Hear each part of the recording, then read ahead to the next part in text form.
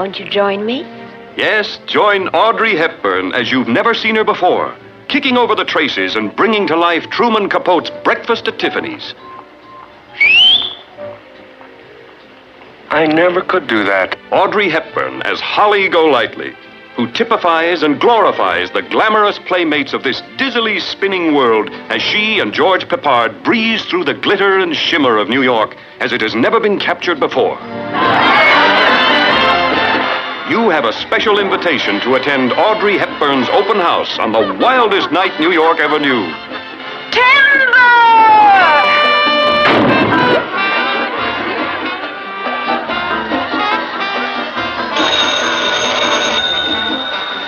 Yes.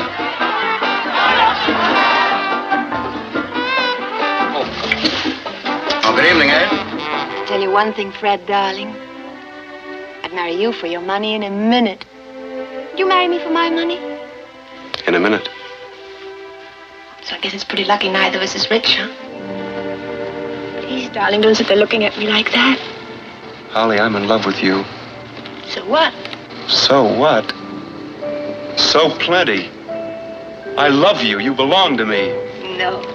People don't belong to people. Of course they do. I'm not going to let anyone put me in a cage. I don't want to put you in a cage. I want to love you. Audrey Hepburn and George Peppard, searching for love in the big town, but sharing only part of their lives until they find the deep, warm moment of truth that can't be hidden, even by the oddball antics on the brittle surface of New York.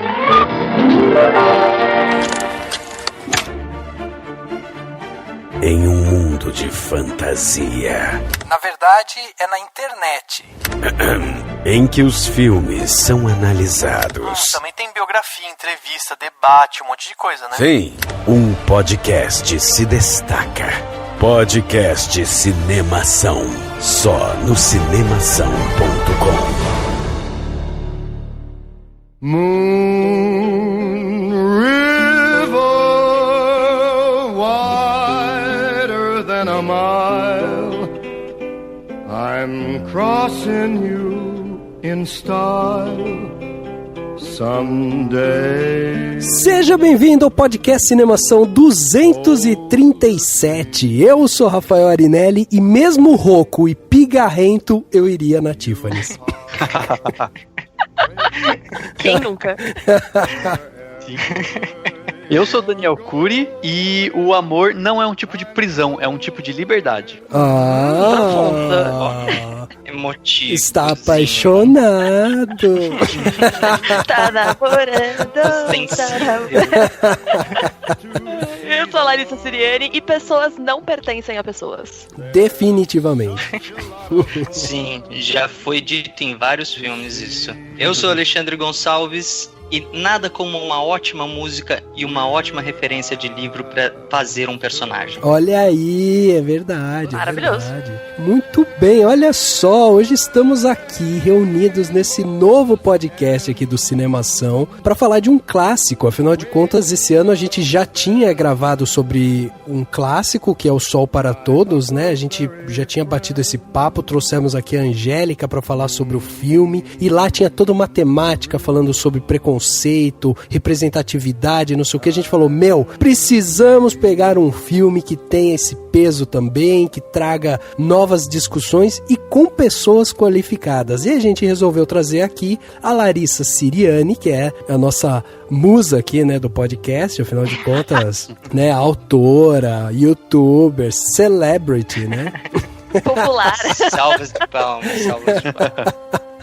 Exatamente, a gente teve que trazer a Larissa e o Alê, né, que veio emprestado aqui, lá do Indicação. A gente teve que fazer um acordo com eles lá também pra liberarem o Alê, porque o Alê é o Golden Boy deles lá, incrível.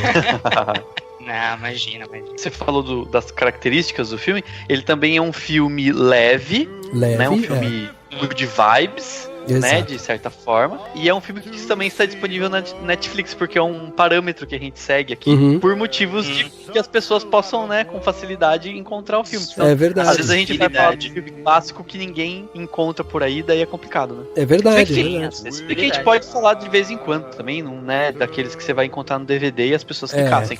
Mas, enfim, já deixo aqui de antemão pra quem ainda não viu o filme, se quiser ver antes de ouvir o podcast, vai lá e tá lá facinho, dá um play. E um filme também cheio de simbolismos por trás dos personagens, que é um pouco do que eu gostaria de falar. Exatamente. E aí, né, Dani, a gente pode até, vamos ser honestos, né, estamos copiando fórmula, né, a gente viu que deu certo falar lá de O Sol para Todos, a gente pegou, fez um filme que era da Netflix, tema aberto, polêmico, com pessoas inteligentes, pegamos e falamos, não, vamos fazer agora a mesma coisa, só que com bonequinha de luxo, né, o filme que saiu aí em 61, então se você tá aqui escutando, saiba que terá spoiler, né? Não é o filme, tipo, o filme que já tem... de 50 anos? É, o filme que já tem mais de 50 anos, né? Ok, né? Acho que tudo bem, passou, acho que as pessoas já podem assistir tranquilamente. Tá no Netflix também, então se você quiser não escutar a gente, depois assistir, porque você gosta de um clássico e tal,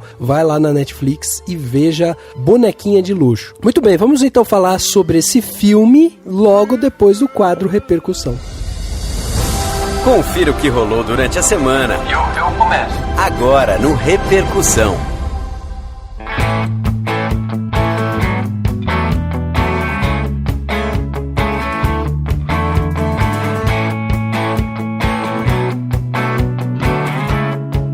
Dani, esse quente frio conseguiu pegar minha garganta de vez, viu? Não tem jeito, estou gripado, estou com a garganta ruim e mesmo assim eu venho aqui gravar podcast porque é isso que eu amo fazer. É isso aí. E aí você pode aprender uma coisa. Fruta no café da manhã. Olha. E farinha de linhaça todos os dias. Não sei se é só por isso, mas isso é uma coisa que faz parte da minha vida. Faz muito tempo que eu não fico doente. É mesmo? Não fico com dor de garganta, não fico gripado com nada. Suco de fruta e fruta no café da manhã, sempre. E bastante fruta na dieta, porque tem que comer bastante fruta no dia a dia. E farinha de linhaça. Farinha de linhaça é um negócio que acho que Jesus criou para os inteligentes não terem problemas de saúde. Porra, fantástico. Olha aí, eu já tomo de manhã sempre um limão. Mas você sabe que essa gripe me pegou num período em que eu não tomei esse limão de manhã? Incrível, né? Pode ser isso. Mas, cara, é a praga do limão. Mas frutas em geral, pode até, às vezes é até bom variar. É tipo, sabe, comer um pouquinho de laranja, no dia seguinte uma maçã. Verdade. Vai variando. Boa ideia, Dani. E você que tá ouvindo a gente e quer receber mais dicas nutricionais aí do Daniel, escreve então aí para contato@cinemação.com ou entre em contato com a gente pelas redes sociais, sempre buscando o Cinemação, sem o cedilha, sem o tio, sem os parênteses, sempre Cinemacal, e você vai encontrar a gente em todas as redes sociais, Facebook, Twitter, Instagram, YouTube, tudo que você quiser a gente vai estar lá. Acompanhe também o nosso podcast lá na radioinverso.com, uma rádio online que você acessa e começa a ouvir, e a gente tá lá todas as sextas-feiras às 22 horas com reprises aos domingos ao meio-dia. E não deixe de acompanhar as novidades que acontecem no cinemação.com. Pois é, você que acompanha nosso podcast aqui há tanto tempo e não sabe que o Cinemação é um portal, então chegou a hora de você descobrir isso agora. Acessa aí, cinemação.com. Lá você vai encontrar o Cinemação, né, o podcast do Cinemação, vai encontrar o podcast das Matildas, o podcast do Indicação, outros 2 podcasts aqui da casa, vai encontrar também críticas, vai encontrar vídeos, trailers, colunas, artigos, filosofias, entrevistas, tudo sobre o mundo do entretenimento tá lá no cinemação.com, então não perde tempo, acessa lá, dá um page view pra gente, mostra que você gosta do Cinemação. E se você quer ajudar um pouquinho mais, vai lá no iTunes e dá uma classificação de 5 estrelinhas pra gente. Quando você faz isso, você ajuda com que o nosso podcast chegue a mais ouvintes. Então é muito importante que você consiga entrar no iTunes e fazer essa classificação pra gente, sempre ajudando com que o podcast do Cinemação cresça, se desenvolva e traga cada vez mais pessoas bacanudas aqui pra falar com você.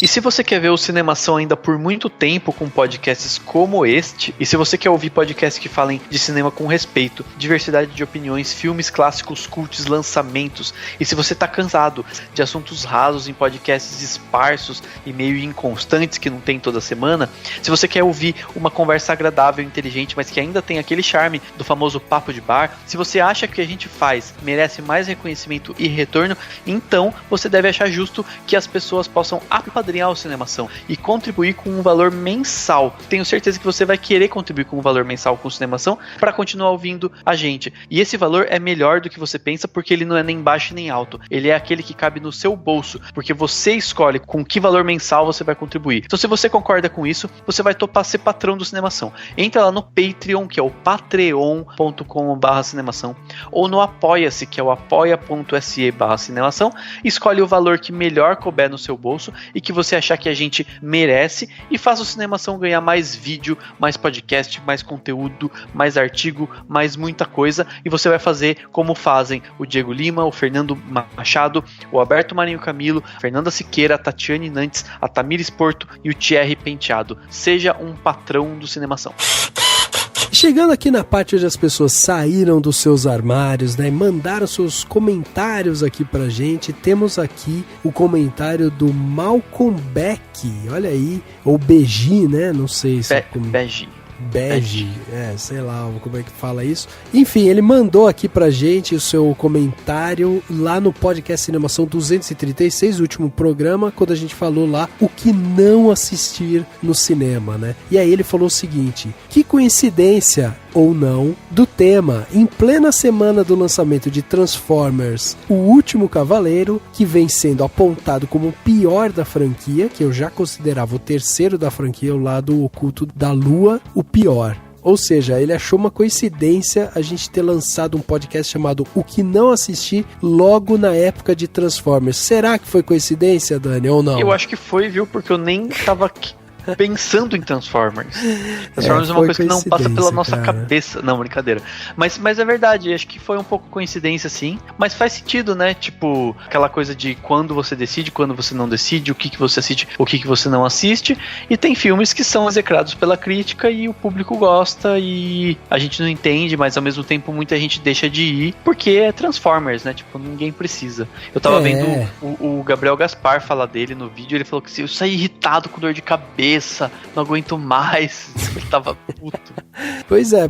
A gente nunca cogitou a possibilidade, a gente faz um calendário aqui, né, anual de podcasts e tal, e a gente foca naqueles filmes que a gente acha que vão ser os melhores. Então a gente pega todas as estreias do ano, daí todos os autores, os patrões e tal, votam nos filmes que a gente quer discutir aqui, e aí a gente faz um calendário, um calendário primário. Depois desse calendário primário, conforme o ano vai correndo, a gente já sabe, esse mês a gente vai ter que falar sobre Dunkirk, esse mês a gente vai ter que falar sobre Planeta dos Macacos, mas às vezes surge algum filme que tipo não teve a sua divulgação, né, não foi divulgado quando que seria feito o lançamento, que é um filme muito bom, e a gente encaixa ele no meio, o que não é o caso de Transformers. Transformers é um que a gente sabe mais ou menos a data de lançamento, ele vai pra votação, mas ele não passa nem nessa primeira triagem aí, né? Então... Porque não tem, vamos combinar, como que você fica 1h30 falando de Transformers? Pois é, não dá. Porque daí você fica reclamando, né? Você vai ficar de 1h30 assim, é porque não sei o que, aí depois você fica se repetindo. Pois é. E é diferente, né, de quando a gente faz um filme como o de hoje, que a gente vai falar de bonequinho de luxo, ou até O Sol é para Todos, né? Um Sol é para Todos que a gente falou também, outro clássico, que a gente pega que são filmes aí de 2 horas, por exemplo, e a gente fica aqui 1h30, 2 horas conversando, que é mais ou menos a duração do filme, mas que a gente fica, sabe, levantando todas as filosofias, análises que o filme tem e tal. Então é totalmente diferente. Transformers, infelizmente, ele acaba sendo o filme que leva dinheiro pro estúdio, né? E que possibilita esse estúdio depois comprar ou produzir filmes que depois a gente vai discutir aqui, né? Como Moonlight, como o próprio Dunkirk, ou o Planeta dos Macacos também, né? E tal, enfim. Exatamente. E falando em filme filme que tem o que discutir, um filme bacana, eu vou ler aqui o comentário do Clodoaldo Júnior. Ele comentou na crítica do filme Soundtrack, que é aquele filme lá da dupla de diretores 300ml com o Selton Mello, né? Ele comentou o seguinte: gostei demais do filme. Fotografia, luz, diálogos, atores e da história em si. O melhor filme nacional em muitos anos. Até hoje não entendo a defesa que foi feita por todo mundo, inclusive neste site, do filme Aquários. Soundtrack é muito mais visceral, muito mais técnica, muito mais cinema. Espero que tenha o devido reconhecimento. Definitivamente, algumas pessoas veem coisas que outras não veem. Nessa linha, A Chegada foi pra mim o melhor filme de 2016. E lendo suas críticas, me identifico demais com os textos, ansioso para ver Villeneuve e Blade Runner em outubro. E no caso, suas críticas, ele está se referindo à crítica do Lucas, né? O Lucas que escreveu a crítica do Soundtrack, e daí ele tá fazendo toda uma coisa do que ele gostou do filme, de que ele não gostou do Aquários, ou seja, ele é um cara que concorda muito com o Lucas, né? Com o ponto de vista do Lucas. O Lucas tem um ponto de vista sobre o cinema que às vezes cria debates com outras pessoas. Tem muita gente que fala: meu Deus, como você não gostou desse filme? Meu Deus, sabe, ele gosta de umas coisas ou ama outras que são diferentes de algumas outras pessoas, inclusive de mim, né? Apesar de eu concordar com o Lucas numas 5 estrelinhas aí pro Soundtrack. Mas achei bem interessante o comentário do Clodoaldo, porque dá pra conseguir entender o que ele gosta, né? Tem uma noção de que tipo de filme ele gosta. Ele gosta do filme mais técnico, ele gosta do filme mais completo, no sentido de todas as técnicas congruentes, né? Exato. Enquanto que algumas pessoas vão preferir, claro que valorizam isso, mas vão preferir a temática ou algumas coisas assim. E o Soundtrack é um filme que tudo isso se encaixa. Ele é um filme muito bom porque ele tem a temática, ele tem as técnicas, ele tem as escolhas dos diretores que foram muito bem pensadas. Faz muito sentido isso. Eu tenho que concordar com ele no sentido de que A Chegada pra mim também foi o melhor filme de 2016. Foi pelo menos o que mais me impactou, assim, né? E eu acho que eu e você, Dani, a gente tem que concordar com ele que estamos ansiosos por Villeneuve e Blade Runner. Blade Runner, nossa senhora. Eu preciso achar um DVD do Blade Runner clássico. Eu não tenho ele em casa, eu quero ter. Olha aí, meta pra 2017. Exatamente, vou comprar.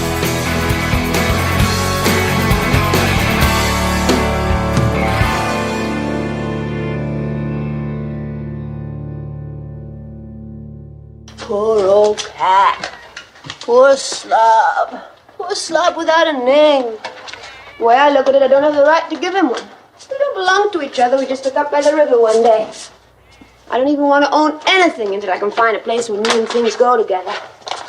I'm not sure where that is, but I know what it's like. It's like Tiffany's. Tiffany's? You mean the jewelry store? That's right. I'm crazy about Tiffany's.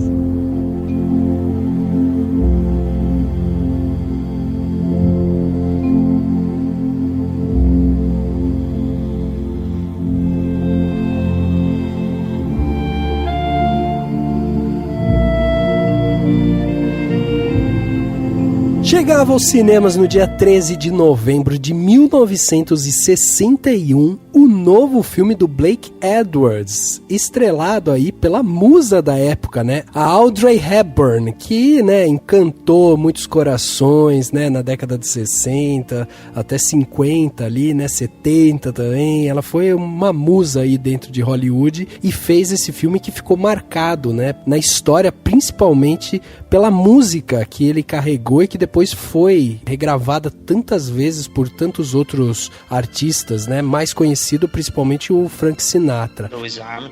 Louis Armstrong, exatamente. E então esse filme chega já com toda esse glamour. O nome em inglês, né, também, o Breakfast at Tiffany's, né, que também tem um pouco dessa glamourização. E na capa nós temos a Hepburn ali também com o seu charuto e tal. Então o filme já trazia todo um aspecto glamouroso em volta dele. Temos que saber se ele realmente representou isso ao longo da sua história. Mas Dani, traz pra gente, quem é que fez o filme, quem é que colocou esse filme no ar, o filme que custou aí cerca de 2,5 milhões de dólares, um orçamento inimaginável pra hoje em dia, hein?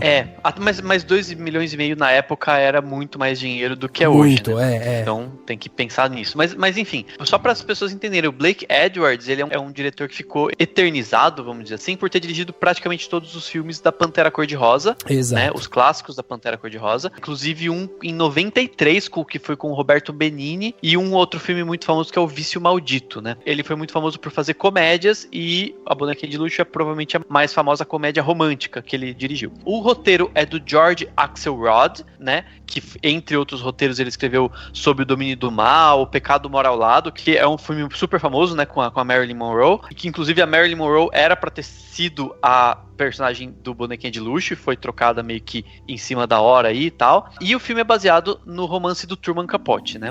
Que, enfim, que a gente depois pode debater, existem diferenças, o pessoal conta, apesar de eu não ter lido o livro. A trilha sonora do filme é do Henry Mancini. O Henry Mancini, pra quem não sabe, é um dos maiores compositores de sua época, com certeza estaria numa lista entre os pelo menos 20 maiores compositores do cinema hollywoodiano, pelo menos. E além de ter o Henry Mancini, além de ter feito a música Moon River, né, que é aqui do Bonequinha de Luxo, ele também fez uma das músicas mais famosas do mundo na história da humanidade. Tipo, ele é simplesmente o cara que fez uma das músicas que todo mundo conhece, que é o tema da Pantera Cor-de-Rosa. Então, se você falar em Henry Mancini, a primeira coisa que você tem que pensar é que ele fez a música da Pantera Cor-de-Rosa, que depois foi eternizada na cultura pop e que todo mundo conhece hoje. A fotografia do filme é do Franz Planner, que é um cara que fez outros, A Princesa e o Plebeu, 20 mil léguas submarinas, e tem também, não foi creditado, mas é constado como um responsável pela fotografia do filme, o Philip H. Lathrop, que foi um cara que fez a fotografia dos filmes do Blake Edwards, A Pantera Cor-de-Rosa, Vício Maldito, entre outros. A montagem do filme é do Howard Smith, que foi um cara que fez a montagem do filme, entre outros filmes, ele fez do filme A Mulher que Eu Amo, que é um filme com Elvis Presley, também da década de 50, 60, não lembro agora. E no elenco, além da Audrey Hepburn, que é, né, como a gente sabe, um dos maiores ícones do cinema, ela é considerada a terceira maior lenda do cinema, atrás da Bette Davis e da Katharine Hepburn. E apesar da Katharine Hepburn estar entre as maiores lendas, ela e a Audrey não têm absolutamente nenhum tipo de vínculo de parentesco, elas simplesmente têm o mesmo sobrenome. Aliás, uma coisa importante sobre a Audrey Hepburn, ela foi a terceira mulher a ganhar o EGOT, que é o grupo de premiações Emmy, Grammy, Oscar e Tony, né? Ela fez muito teatro, enfim. Tem também o George Peppard, que é um grande ator da época dele, né? Enfim, marcou a época, com o Esquadrão Classe A, a Conquista do Oeste. Tem também o Bud Ebsen, que faz o papel do marido, né, o ex-marido da personagem da Audrey, aqui no Bonequinha de Luxo. Ele fez a série da Família Buscapé, que foi uma série de 62 a 71. Tem também o Mickey Rooney, que tá num papel polêmico nesse filme, né? Fez o personagem Andy Hardy, que tem um monte de filmes sobre ele, foi, né, enfim, fez muita comédia e que é considerado um dos grandes atores também de seu tempo. E aí, só pra citar outros nomes, eu vou citar o José Luis de Villalonga, que é um espanhol que faz o papel de um brasileiro no filme. Sim. E o Kip King. Ele não é um ator famoso, ele não faz um personagem importante, ele faz um delivery boy nesse filme, né? Um cara que faz uma entrega, mas ele depois fez o capanga do Coringa na série do Batman, e ele eternizou na minha vida, porque ele tem falas fenomenais no episódio da Feira da Fruta, que é aquela dublagem tosca que viralizou. E pra mim isso é tão importante quanto a Audrey Hepburn. Não, brincadeira, não é. Mas eu quis falar o nome dele porque quando eu vi o filme a primeira vez, eu vi aquele cara e falei, meu, é o cara lá da Feira da Fruta. Então, é isso. Você sabe que eu não tinha feito essa associação até este momento. Sim, é ele. Ele é um dos capangas do Coringa. Ele fazia um dos capangas do Coringa na série, né? E aí na Feira da Fruta ficou marcado. Nunca mais eu consegui apagar isso da minha cabeça. Nunca mais eu consegui assistir esse filme do mesmo jeito. Não vou conseguir desver isso. Daniel trazendo novas perspectivas aí, né? Novas conexões. É isso aí. Daniel, algumas coisas interessantes, né, da gente levantar aqui antes da gente fazer nossa sinopse. Primeiro é justamente a mão do diretor, né? A gente tá falando do Blake Edwards, que realmente tem esse laço bem forte com a comédia. Trabalhou muito tempo com Peter Sellers, né, que foi quem fez os clássicos da Pantera era cor-de-rosa e tal. Então a gente já percebe que era um diretor que tinha uma mão muito forte para esse lado da comédia e que gostava de trabalhar bem também a trilha sonora, né? Que é uma coisa que pra época era muito mais forte do que é hoje até. Você tinha trilhas muito mais características, né? Elas eram compostas realmente de uma forma única, que trouxesse muito da história e tal. Eram muitas trilhas originais, né, Rafa? Muitas trilhas originais. Tinham muito mais trilhas originais do que hoje em dia. Hoje em dia você pega qualquer música de rádio. Exato. E outra, né? A gente tem aí a música composta pelo Henry Mancini, com letra do Johnny Mercer, né? E foi interpretada pela Audrey, realmente, no filme, e a música ganhou o Oscar de melhor canção original. Então, assim, ela realmente ficou marcada na época, porque ela começou a representar um pouco também do que era aquela época, né?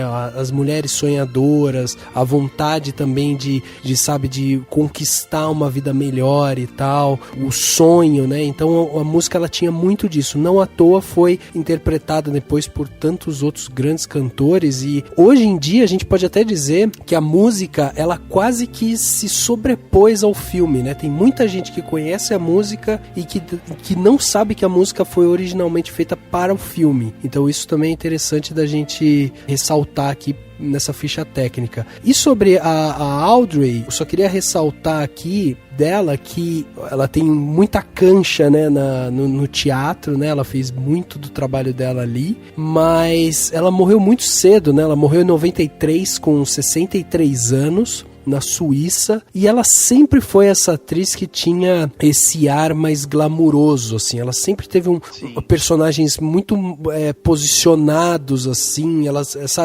sabia se colocar e tal, era sempre personagens que estavam buscando alguma coisa melhor e tal. A Audrey, ela conseguia entregar muito bem isso, e é legal da gente ver que aqui, ela ainda, de uma certa forma, no início da carreira, né, a gente já consegue ver que ela já tinha consciência também do que ela poderia fazer num filme dirigido por um cara que tinha mão forte na comédia. Então a gente vê um lado da Audrey que durante a carreira dela a gente não via tanto, que era esse lado dela mais comédia, mais malandra e tal. Eu acho que o carisma dela ganha muito, né, no filme. Eu acho que na verdade a Audrey Hepburn ela entrou muito mais pra história, não que ela não seja uma grande atriz, mas eu acho que ela virou muito mais do que uma atriz, né? Ela foi um ícone da moda, um ícone de estilo. Sim.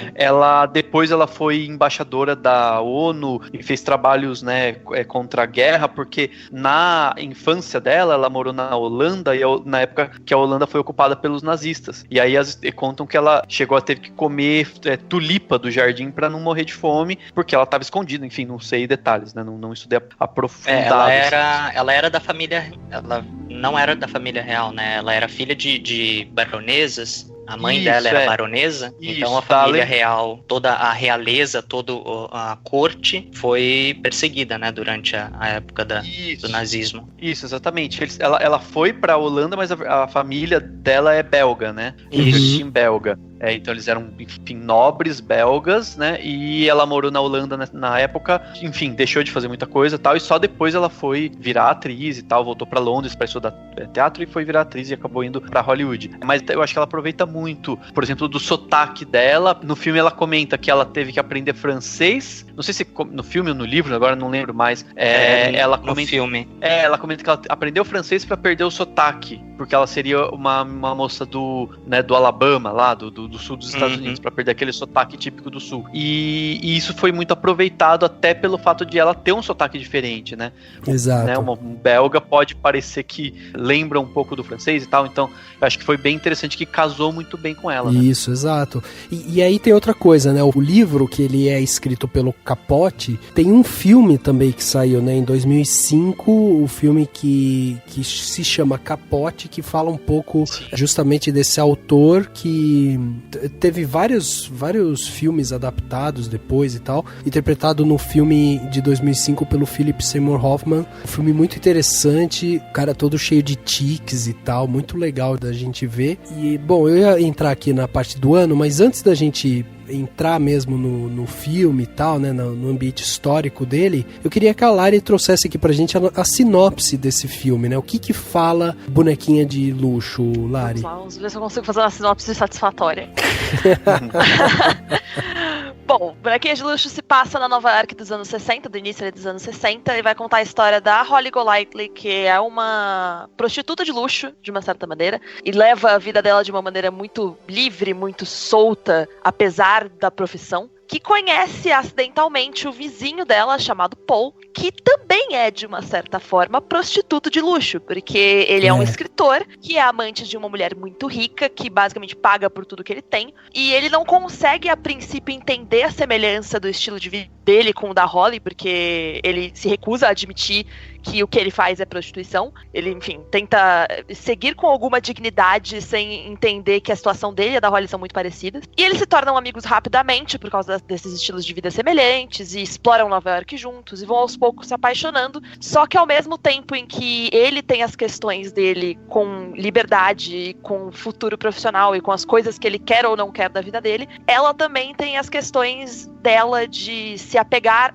a pessoas e do que ela espera da vida dela, problemas do passado, enfim, todas essas coisas ressurgem conforme eles vão se envolvendo, e aí tretas, basicamente.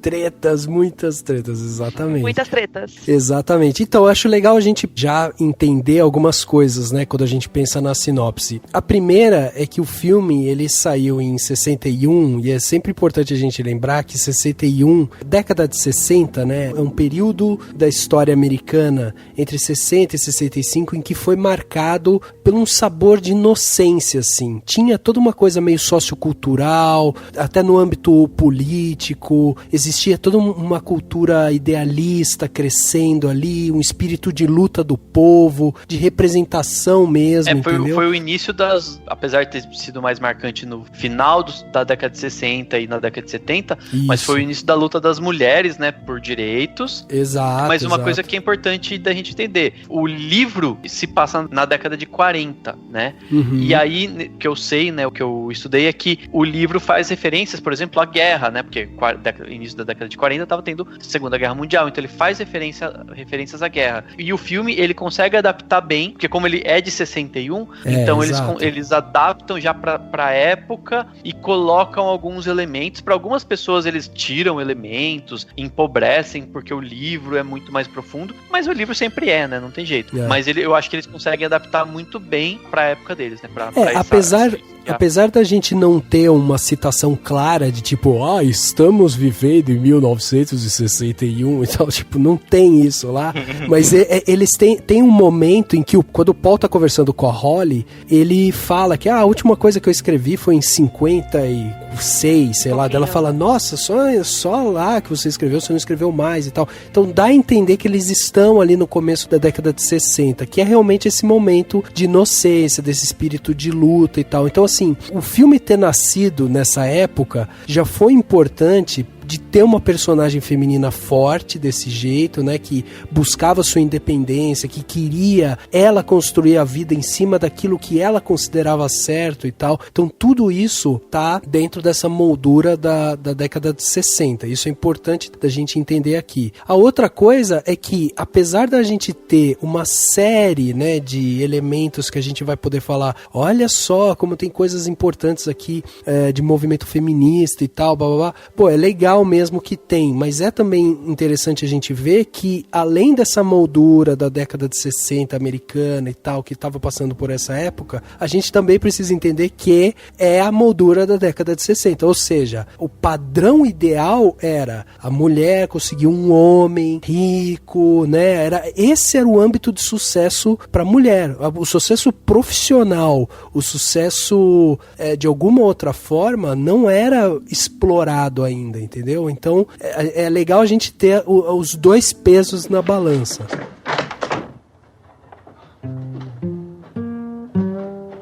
I'm sorry to bother you, but I couldn't get the downstairs door open. I guess they sent me the upstairs key. I couldn't get the downstairs door open. I said, I guess they sent me the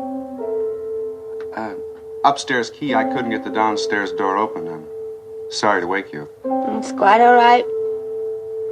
Could happen to anyone, quite frequently does. Good night. I hate to bother you, but if I could ask one more favor, could I use the phone? Sure. Why not? Thank you.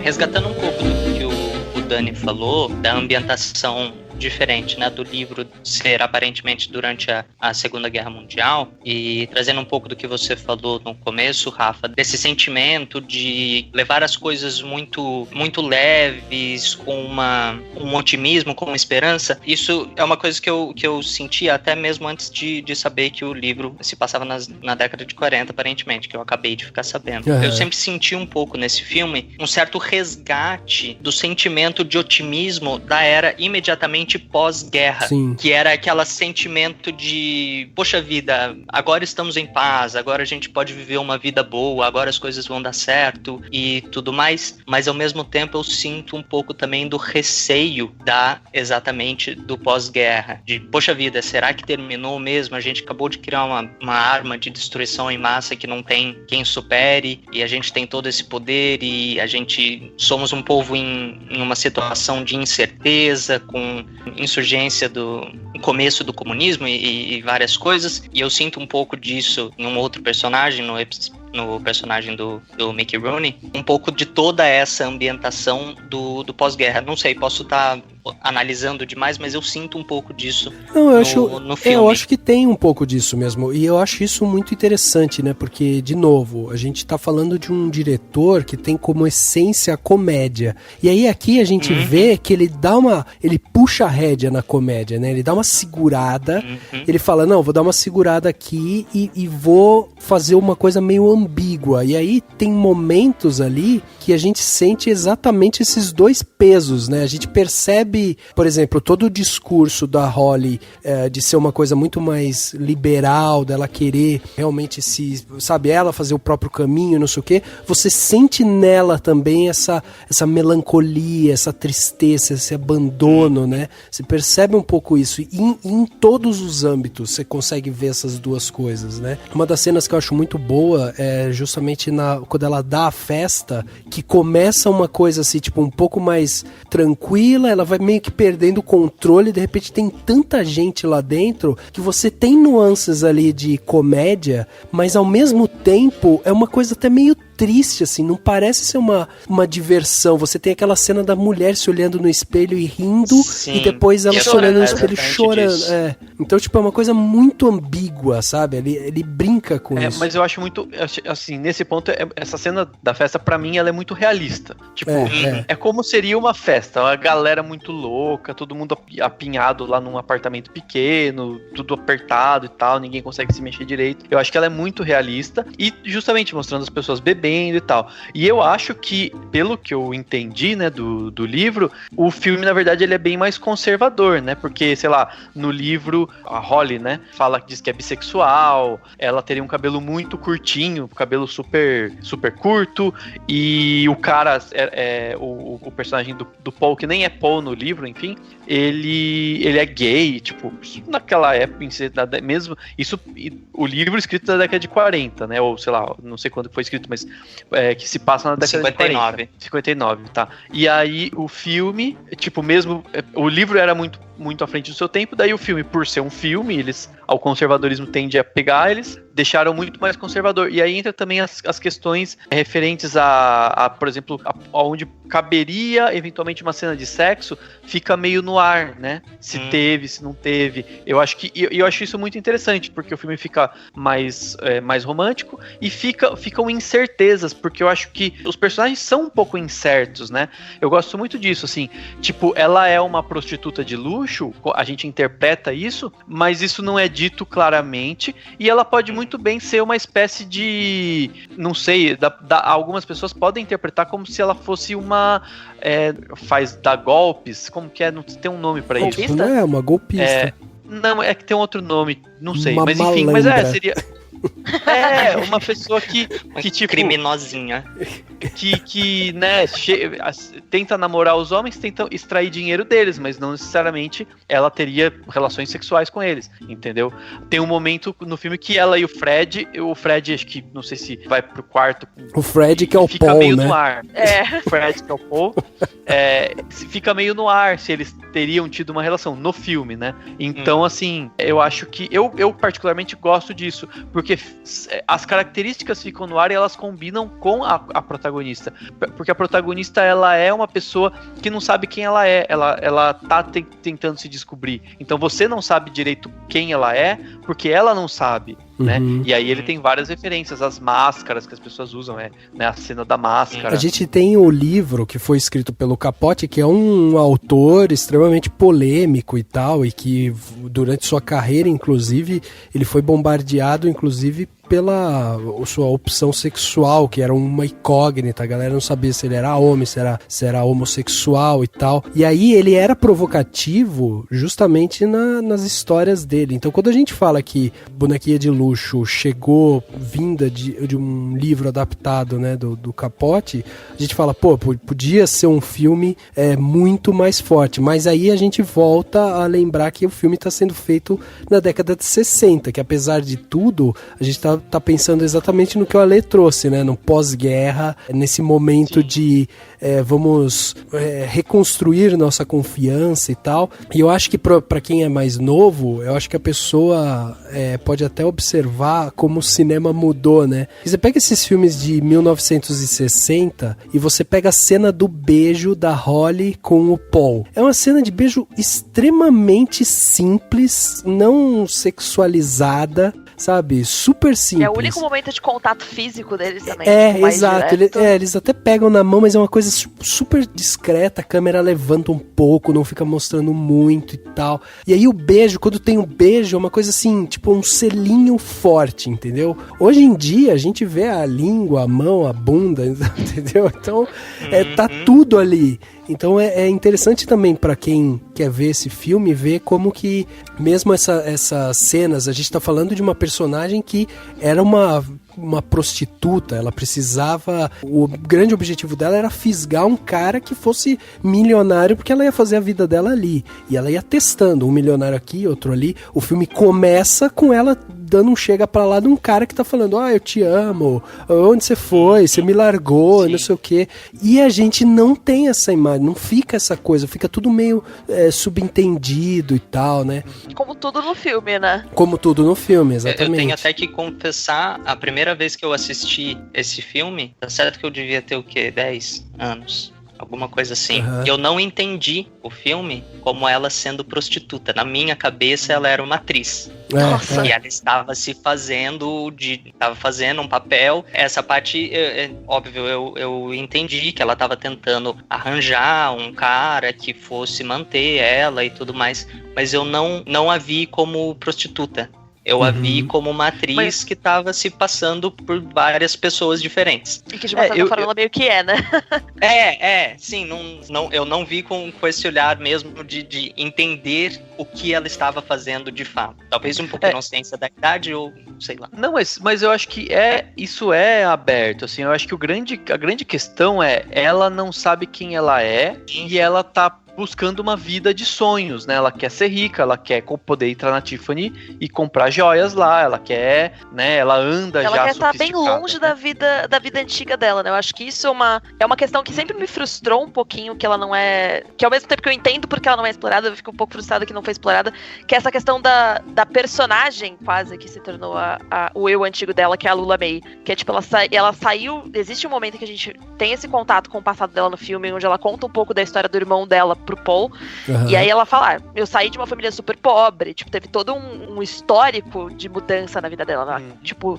casou com um cara nada a ver pra poder sair da situação pobre onde ela se encontrava e tal, e tudo que ela faz depois disso é pra perseguir o objetivo de, tipo, nunca mais ter que voltar pra essa vida, e ao mesmo tempo poder dar uma vida decente, tipo, pro irmão dela, que ficou na situação lá pelicritante que a família dela tava, né? Então acho que isso que você falou dela buscar um sonho é muito real, e é por isso que acho que que o tom do filme é tão aberto, tão leve, tão descompromissado com tudo, porque o único compromisso que ela tem com ela é com, tipo, esse objetivo que ela tem de casar com um cara rico e mudar de vida, e depois a única coisa que fica, que é, tipo, óbvia, direta na sua cara, são as coisas que tem relação com o Paul, é a situação de prostituição do Paul, o livro do Paul, ela, quando ela se envolve finalmente, quando ele se declara pra ela, são as coisas palpáveis da vida dela, né, porque o resto é tudo efêmero, assim, meio que existe, mas não existe. Exato, A relação dela com o gato.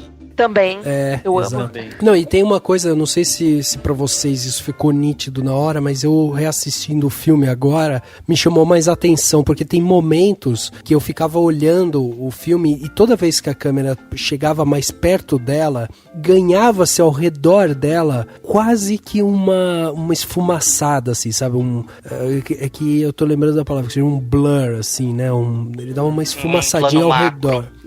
Mas só nela. É a hora que ela tava falando, principalmente quando ela tava... A câmera, em momento, ela dá esse close em momentos muito específicos. Ela não trabalha muito com essa aproximação muito forte com os seus personagens. E aí, em alguns momentos, quando chegava nela, principalmente quando ela tava questionando alguma coisa, ou de repente ela tava expondo ali o desejo, o sonho dela e tal, ou a filosofia dela, existia essa maquiagem técnica, que eu achei muito legal, que dava essa coisa meio que parecia um sonho mesmo, tudo que tava se passando ali.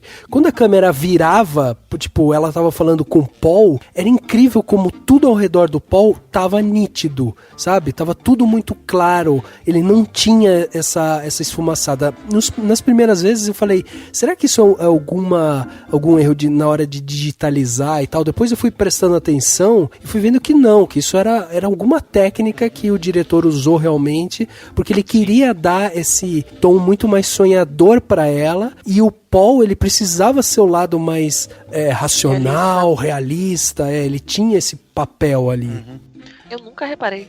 Eu também não. Agora que você tá falando, eu tô tentando lembrar das cenas, mas eu não consigo, não reparei o suficiente. Mas eu já vi em outros filmes clássicos, talvez fosse uma forma de valorizar a mulher, ou de mostrar, de ser mais, considerando que ela era, tipo, a figura que ela era, né, a Audrey Hepburn, e com diretores e fotógrafos e tal, todos homens filmando, eles vão dar aquela valorizada, né, do tipo assim, mulher linda, maravilhosa, pra trazer isso.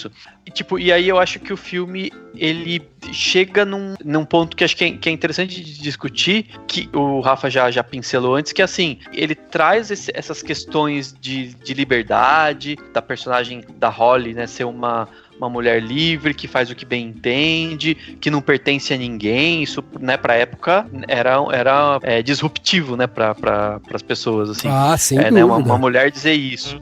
E deixar essas coisas no ar, mas ao mesmo tempo você tem questões ainda de sua época. Daí aquela coisa, tipo, o filme, ele é um retrato, todo grande filme é um retrato de sua época, né? Então tem desde ela ainda ser frágil em alguns momentos, e aí eu acho que entra também, assim, não só a personagem dela, mas a forma como eles retrataram o Yuniyoshi, né? Que já na época ofendeu os asiáticos, né? Principalmente os americanos que assistiram, né, ao filme na época, logo que foi lançado, ficaram ofendidos. E hoje seria, tipo, impensável você fazer um personagem inaceitável, você pensa em colocar um personagem asiático. Eu sinceramente acho aquele personagem intragável. Eu não consigo prestar atenção em nenhuma cena em que ele aparece. Ele não adiciona pra mim é uma nada, ofensa. Né? Ele não adiciona em bosta nenhuma. Tipo, não que... Eu não sei se existe a possibilidade também de uma coisa tão ofensiva adicionar em alguma coisa, nem que fosse, tipo, apenas camadas extras de... Mas assim, se você tirar todas as cenas em que ele aparece, só serve pra você ter essa ideia de, tipo, a Holly é tão desligada que ela tipo, perde as chaves da própria casa, sabe? É só pra isso que serve, só pra você ter essa noção de que nem a casa dela pertence a ela direito, whatever. Mas existem tantas maneiras de você fazer isso sem precisar daquilo. Sim. O que eu acho que, na verdade, também eu tava ouvindo sobre o livro, e diz que no livro ele basicamente é citado, tipo, era um famoso não sei se nos Estados Unidos eles usam esse termo, landlord, né, tipo, é o dono do prédio, é a pessoa que tem os apartamentos o e síndico, aluga. Né? o síndico e tal, mas e aí ele basicamente é citado como alguém que se irritava porque estavam fazendo festa, porque ela perdia a chave. E aí o que eu acho que o diretor, por ter feito tantas comédias, por ser um diretor de comédia, eu acho que ele quis inserir achando que ia virar um alívio cômico. Só que assim, o filme não precisa de um alívio cômico e ainda é um alívio cômico, da tentativa de alívio cômico extremamente ofensiva, né? E outra, né? A gente tá falando de um personagem japonês, novamente lembrando dessa pós-guerra, né? Que a gente também viveu. Ou seja, tinha também o problema de vocês fazer esse estereótipo, né, que realmente mancharia muito. Imagina quantos imigrantes japoneses que viviam no Japão na década de 60.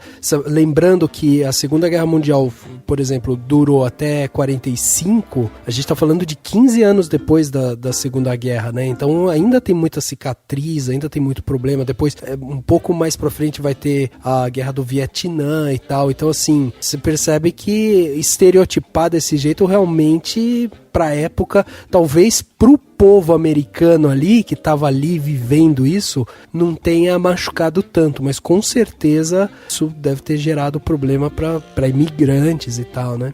Com certeza. Era exatamente isso que eu ia falar, Rafa, que o pós-Segunda Guerra Mundial, não imediatamente, não 45, né, mas alguns anos depois, ali começo de 50, começou a dita Guerra Fria.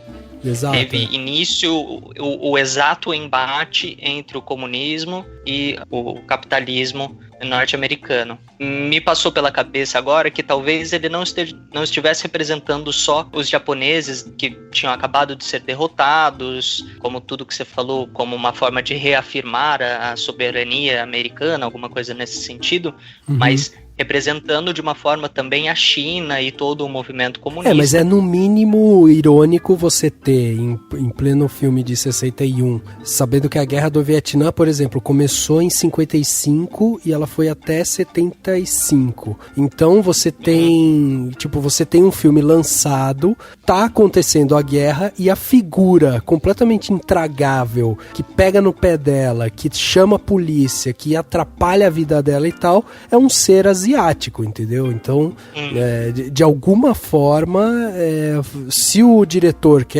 tinha essa veia comediante, não se atentou a isso, foi uma falha dele, né? Porque poderia ser, sei lá, poderia ser uma senhora, poderia ser um senhor, sabe? Sem problema nenhum. Sim, poderia ter sido qualquer outro tipo de personagem. E ele destoa mesmo, né, do filme. Ele é muito caricato, né? Toda vez que ele levanta... Eu ia falar, o tipo de humor dele é completamente diferente de todo o tipo de humor do filme. Totalmente, totalmente pastelão, né? Uma coisa bem Pantera cor-de-rosa mesmo, né? Por que ele dormiria embaixo da lâmpada? E toda vez que ele acordar, ele tem que bater a cabeça na lâmpada. E aquela cena do banho, gente? A cena do banho. Por quê? Por quê? Eu me pergunto toda vez que eu assisto, por quê? Exatamente.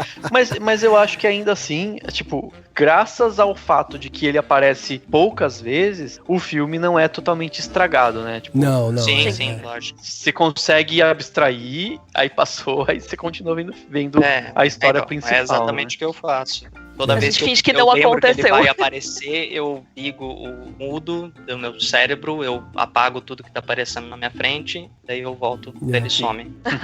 Olha, eu estou apaixonado. E daí? E daí? É muito simples.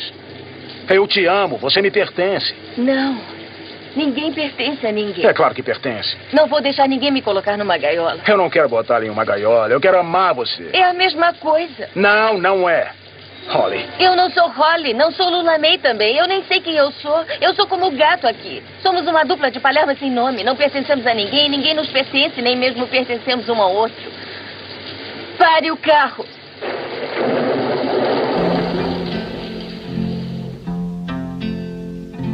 Moon River, wider than a mile. tem uma outra questão que a Larissa levantou aqui pra gente, que era justamente sobre a história da Holly, né? Que eu acho que tem uma coisa interessante, que é como que eles conseguem justificar essa sede dela por ser uma pessoa independente, né? Porque você, quando vai entendendo um pouco mais da história dela, você vê que ela com 14 anos se casou. Então, desde pequena ela estava sempre muito envolvida com essa coisa da família, na fazenda, era uma coisa muito fechada, no interior. E aí, de repente, ela sentiu essa sede pela vida, essa vontade dela ter a independência dela tentar ir atrás daquilo que ela realmente achava que era importante e tal. E aí ela toma pra ela a responsabilidade disso. E o que eu acho muito interessante da Holly é que você tem um aspecto, assim, um ar, né, de que o Paul meio que vai chegar ali e vai revelar pra ela que o doutor lá, que é o marido dela, está ali na cidade. Aí quando ela abre a porta, ele pega e chama ela lá de... Como que é o nome dela? Lua, né? Lula May.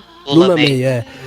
Ele pega e fala, ou você não vai mais estar aqui, Lula May. Aí quando ela, tipo, nossa, que revelação e tal, ela fala, não, ele tá aqui. Então ela o que eu gosto dela é que ela, assim, ela é muito clara, sabe? Ela é muito direta, ela não tem o que esconder. E ela dá a entender que ela só não falou aquilo ali pelo Paul, porque ela já tinha falado antes, que ela não gosta de gente bisbilhoteira, né? Ela já tinha falado isso antes. Então ela não vai ficar dando ali, falando pro Paul que ela já casou. Né? É, exatamente. Foda-se, ué. Não é da conta dele. É, e quando ele chega com um ar assim de tipo, vou tirar satisfação, sabe? E ela meio que dá de ombros pra ele, e o doutor vem, pega ela no colo e sai, e entra ele sai assim com a cabeça baixa.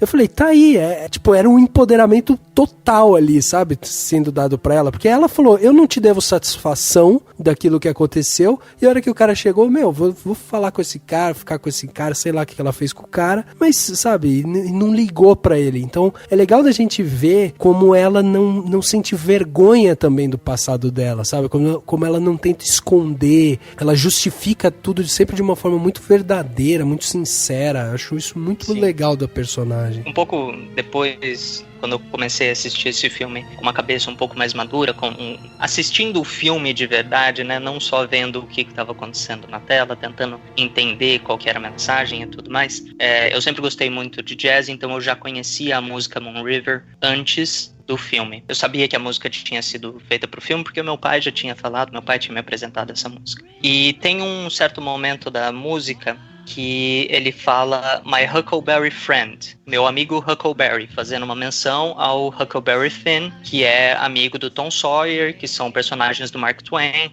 um grande escritor. Eu sempre gostei de assistir a esse filme e tentar entender a importância, a relevância e todo o simbolismo por trás dessa música e dessa única menção ao Huckleberry nessa música que é cantada por ela. E uma análise que eu faço, eu tô até com a música aberta aqui para eu poder falar para vocês. A letra fala do Rio da Lua, que é mais largo que uma milha, que um dia com certeza ela vai atravessá-lo com muita elegância, com muita soberba, com muita pompa. Chama o rio de criador de sonhos, de inventor de sonhos, reclama que ele parte corações e tudo mais, e eu vejo tudo isso como ela falando dela mesma, dela ter esse conhecimento de que a vida dela é uma jornada enorme, que o objetivo dela tá do outro lado e que tudo aquilo pelo que ela tá passando são sonhos,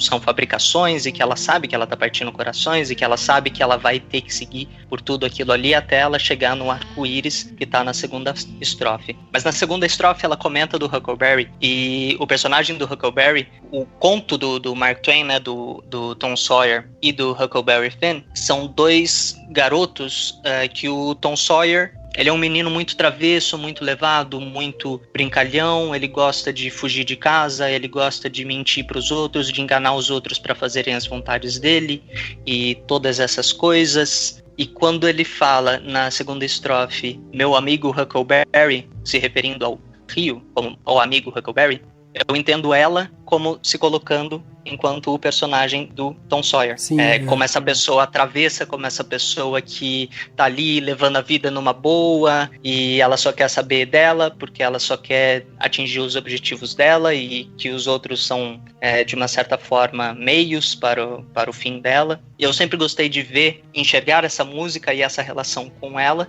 E agora, antes da gente começar a gravar, eu vim ver a história da música, né, como ela foi escrita e tudo mais, e eu vi que o Johnny Mercer, enquanto ele estava escrevendo a letra, ele lembrou da infância, ele se apropriou de memórias da infância dele, dos rios por onde ele andava, de ler os livros do Mark Twain, do Huckleberry Finn, e ele se apropriou dessas memórias para escrever essa música. Eu não consigo deixar de enxergar tudo isso e achar maravilhoso o quanto essa música representa o filme e a personagem da Audrey Hepburn, a Holly. E uma outra coisa que eu acho muito legal também, que eu parei para pensar agora, o sobrenome dela, Go Lightly.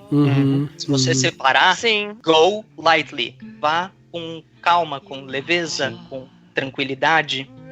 Que também eu acho que remete um pouco a essa coisa dela de simplesmente, eu vou fazer a minha vida. Se vocês estão comigo ou não, não me importo. Eu estou fazendo a minha vida e estou fazendo de forma mais calma e mais tranquila possível. É sensacional, Ale, sensacional isso que você trouxe, essa análise da música, porque realmente, sabe uma coisa interessante também, é que na década de 60, o cinema, ele estava sendo caracterizado justamente pelos grandes musicais, né? A gente teve... Tanto que logo em seguida ela também participou de musicais, a Audrey, né? Exato, e a gente tem o vencedor de Oscar, né, que ganhou 10 Oscars, que é o Amor Sublime Amor, e depois a gente tem um outro filme que acaba meio que quebrando com a inocência do American Way of Life, assim, que foi A Primeira Noite de um Homem, com Dustin Hoffman, né?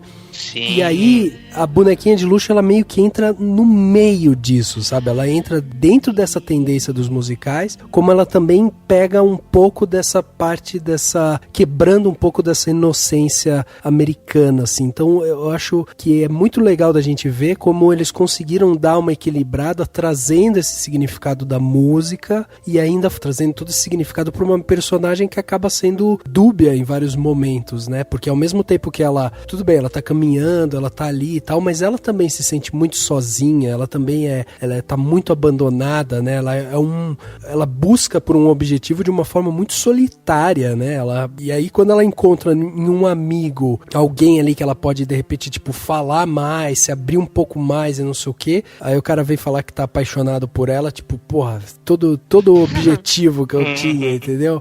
E ainda o cara vem falar que você pertence a mim? Ah, não, cara, que, porra, tá falando com quem, né, velho? Ainda comentando só mais uma coisinha da música, isso que você falou dessa dubidade do personagem dela, de ter toda essa vontade, mas também ter uma certa melancolia, um certo medo de se entregar, de se deixar levar pelas coisas de sentimento e tudo mais. É engraçado ver o momento em que ela canta a música. Sim, ela canta praticamente como um lamento noturno ali, sentada na janela, tocando um violãozinho sozinha, com um sentimento muito mais melancólico do que qualquer outra coisa que ela passe pelo filme inteiro.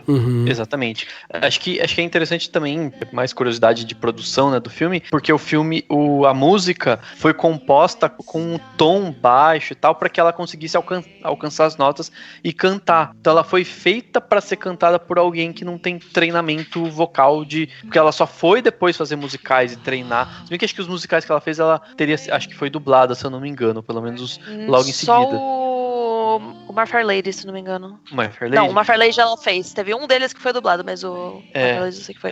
Eu acho que foi o Cinderella em Paris que ela fez com o Fred Astaire, não foi? Isso, se pá.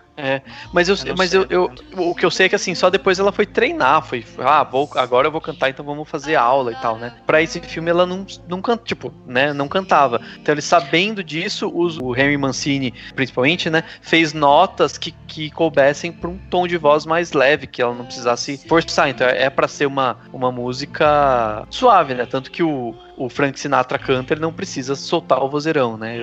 Não precisaria. E uma coisa que eu ia comentar sobre essa questão da personagem, primeira coisa, eu gostei muito, e aí a Larissa talvez discorde, não sei. É interessante ver que o personagem do doutor, né, que seria o marido dela, ele não vai atrás dela no sentido de ser com um sentimento de posse, né, de eu vim aqui resgatar, né? De cobrança, de você tem que, né, sei lá, você é minha. Ele não fala em nenhum momento isso. Ele vai buscá-la porque ele gosta dela, né, e tal. E eu acho que isso fica muito claro, né, que ele simplesmente quer descobrir como ela tá, tal, e em nenhum momento ele força, né. Tanto que chega aí no ponto que eu queria falar, que é o diálogo na rodoviária, né. Ele leva ela pra rodoviária achando que ela vai voltar com ele. Ela fala, eu não vou voltar com você. E ela fala uns negócios sensacional, né. Ela fala sobre que não se deve amar uma criatura selvagem e faz toda uma referência, né, de que ele levava animais selvagens. Você levou um falcão, né, com asa quebrada, né, eu até anotei assim,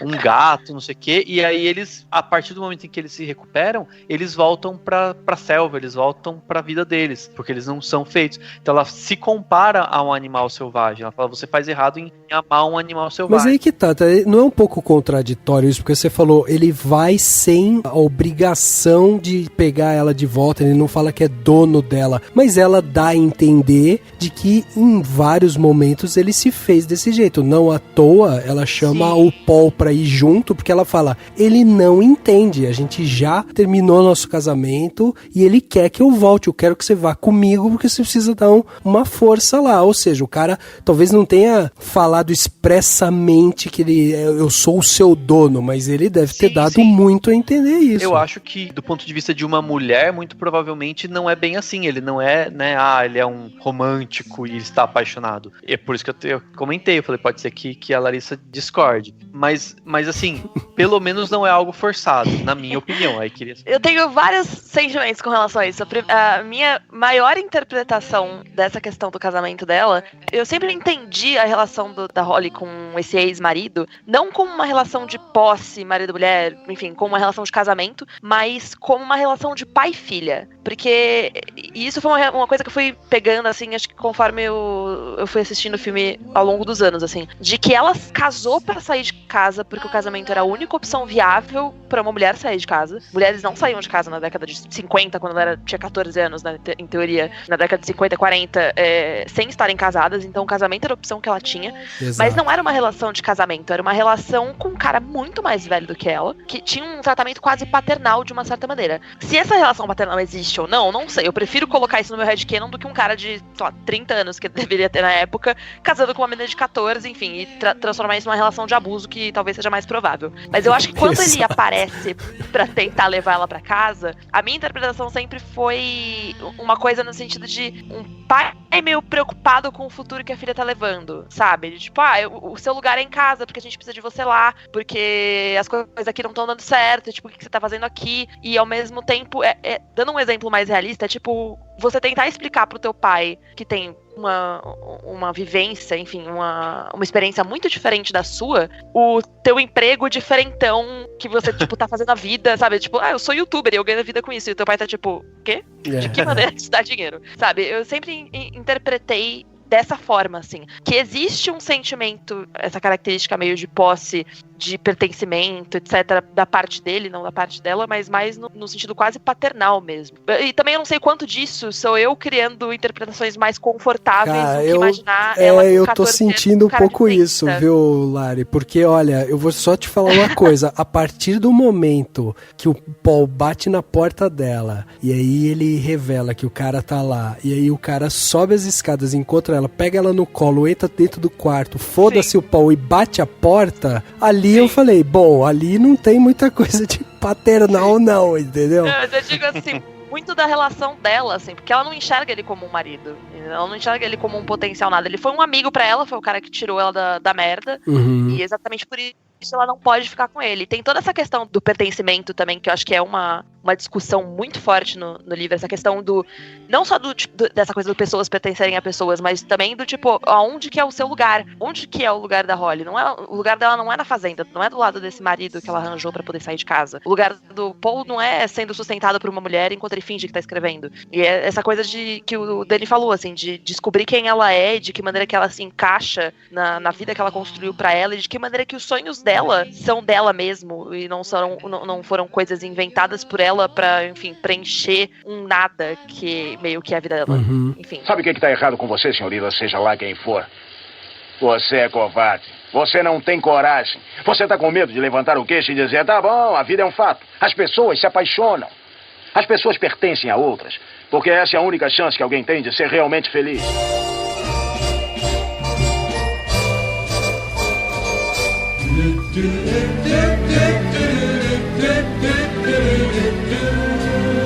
E eu acho muito interessante a gente falando sobre a questão desse marido dela, a diferença pra possessividade, né? Como a amante do Paul lida com ele, né? Porque ela já lida com ele de uma forma meio do tipo, tá bom, você vai se aventurar com essa daí, vou te dar aqui um dinheiro, ó, porque você tá na minha mão.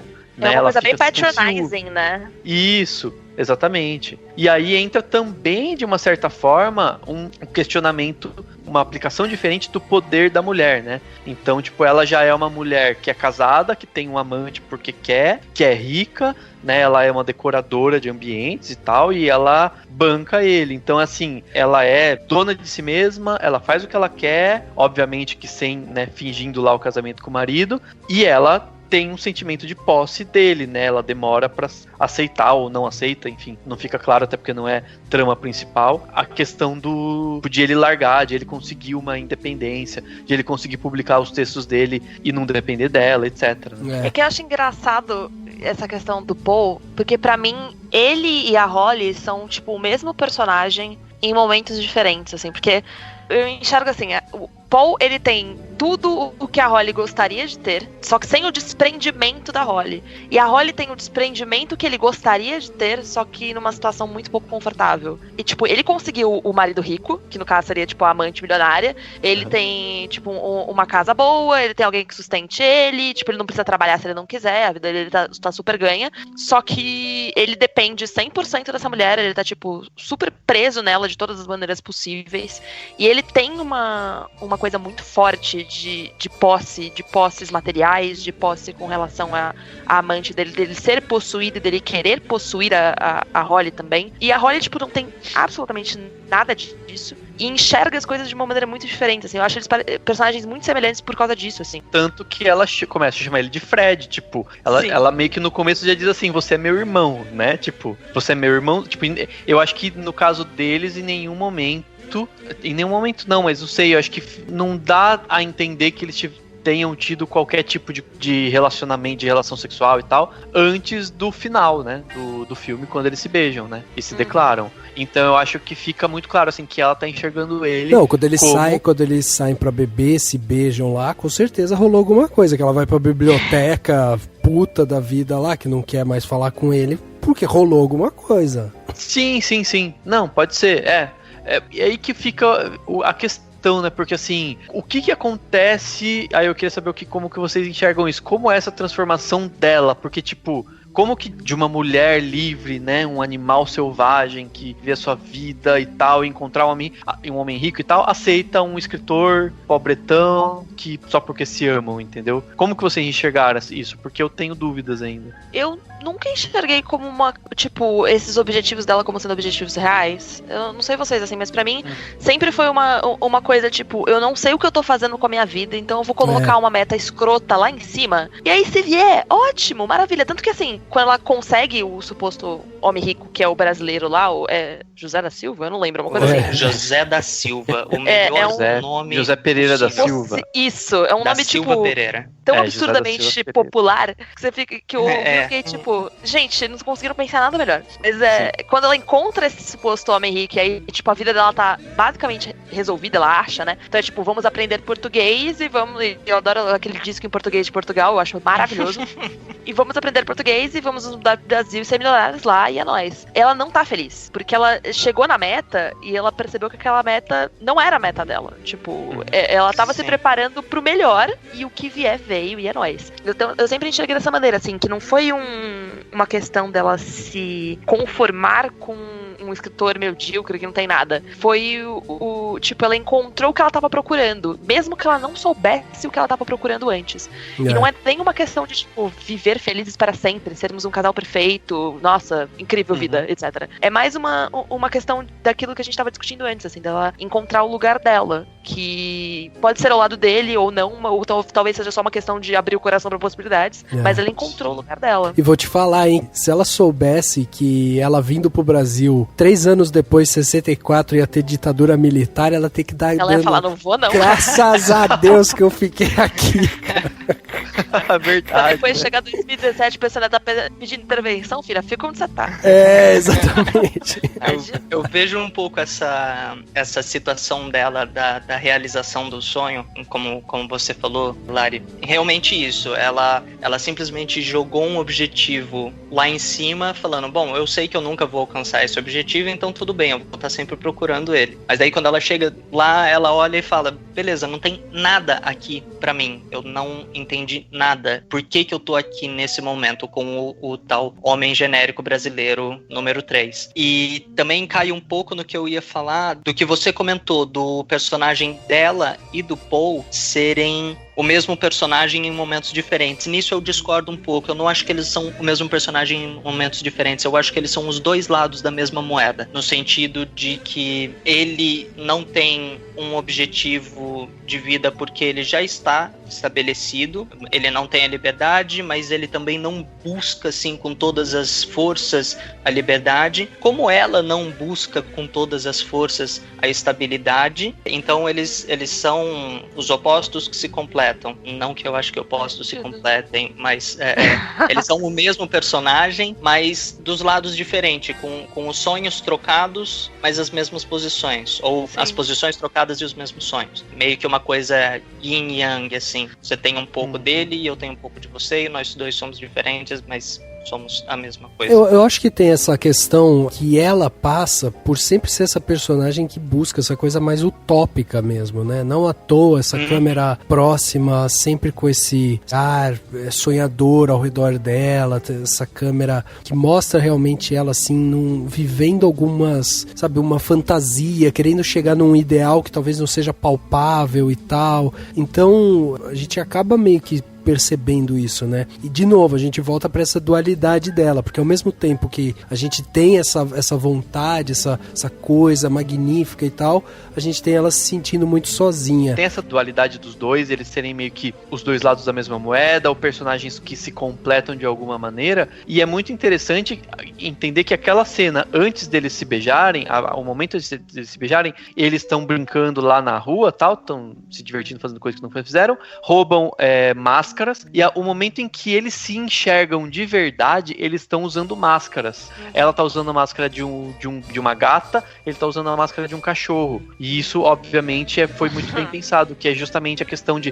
Primeiro que eles estão com máscaras, e aí entra toda aquela questão, tipo, é por meio de um personagem que eles estão vivendo, que eles se enxergam que eles realmente são. E o fato de ser essa dualidade, né? Então, os dois são animais, os dois são selvagens à sua maneira e tal, daí ela como gata, ele como cachorro e tal, então eles se veem e aí eles se entendem e tal. E aí até dá pra interpretar que depois ela na biblioteca já meio puta e querendo acertar as coisas pra ir pro Brasil, é como se ela ainda estivesse confrontando isso do tipo assim, não, eu tava com esse objetivo, esquece isso aqui e vamos lá, né? Assim, ela tá meio que... Dá pra interpretar dessa forma, né? Sim, com certeza. Bom, a gente... E a cena da Tiffany's? O que é a Tiffany's nesse filme? Porque, assim, a gente tem o título do filme, né? Que seria, se fosse uma tradução literal aqui, seria Tomando Café da Manhã na Tiffany's. E a gente tem, né, todo o discurso dela...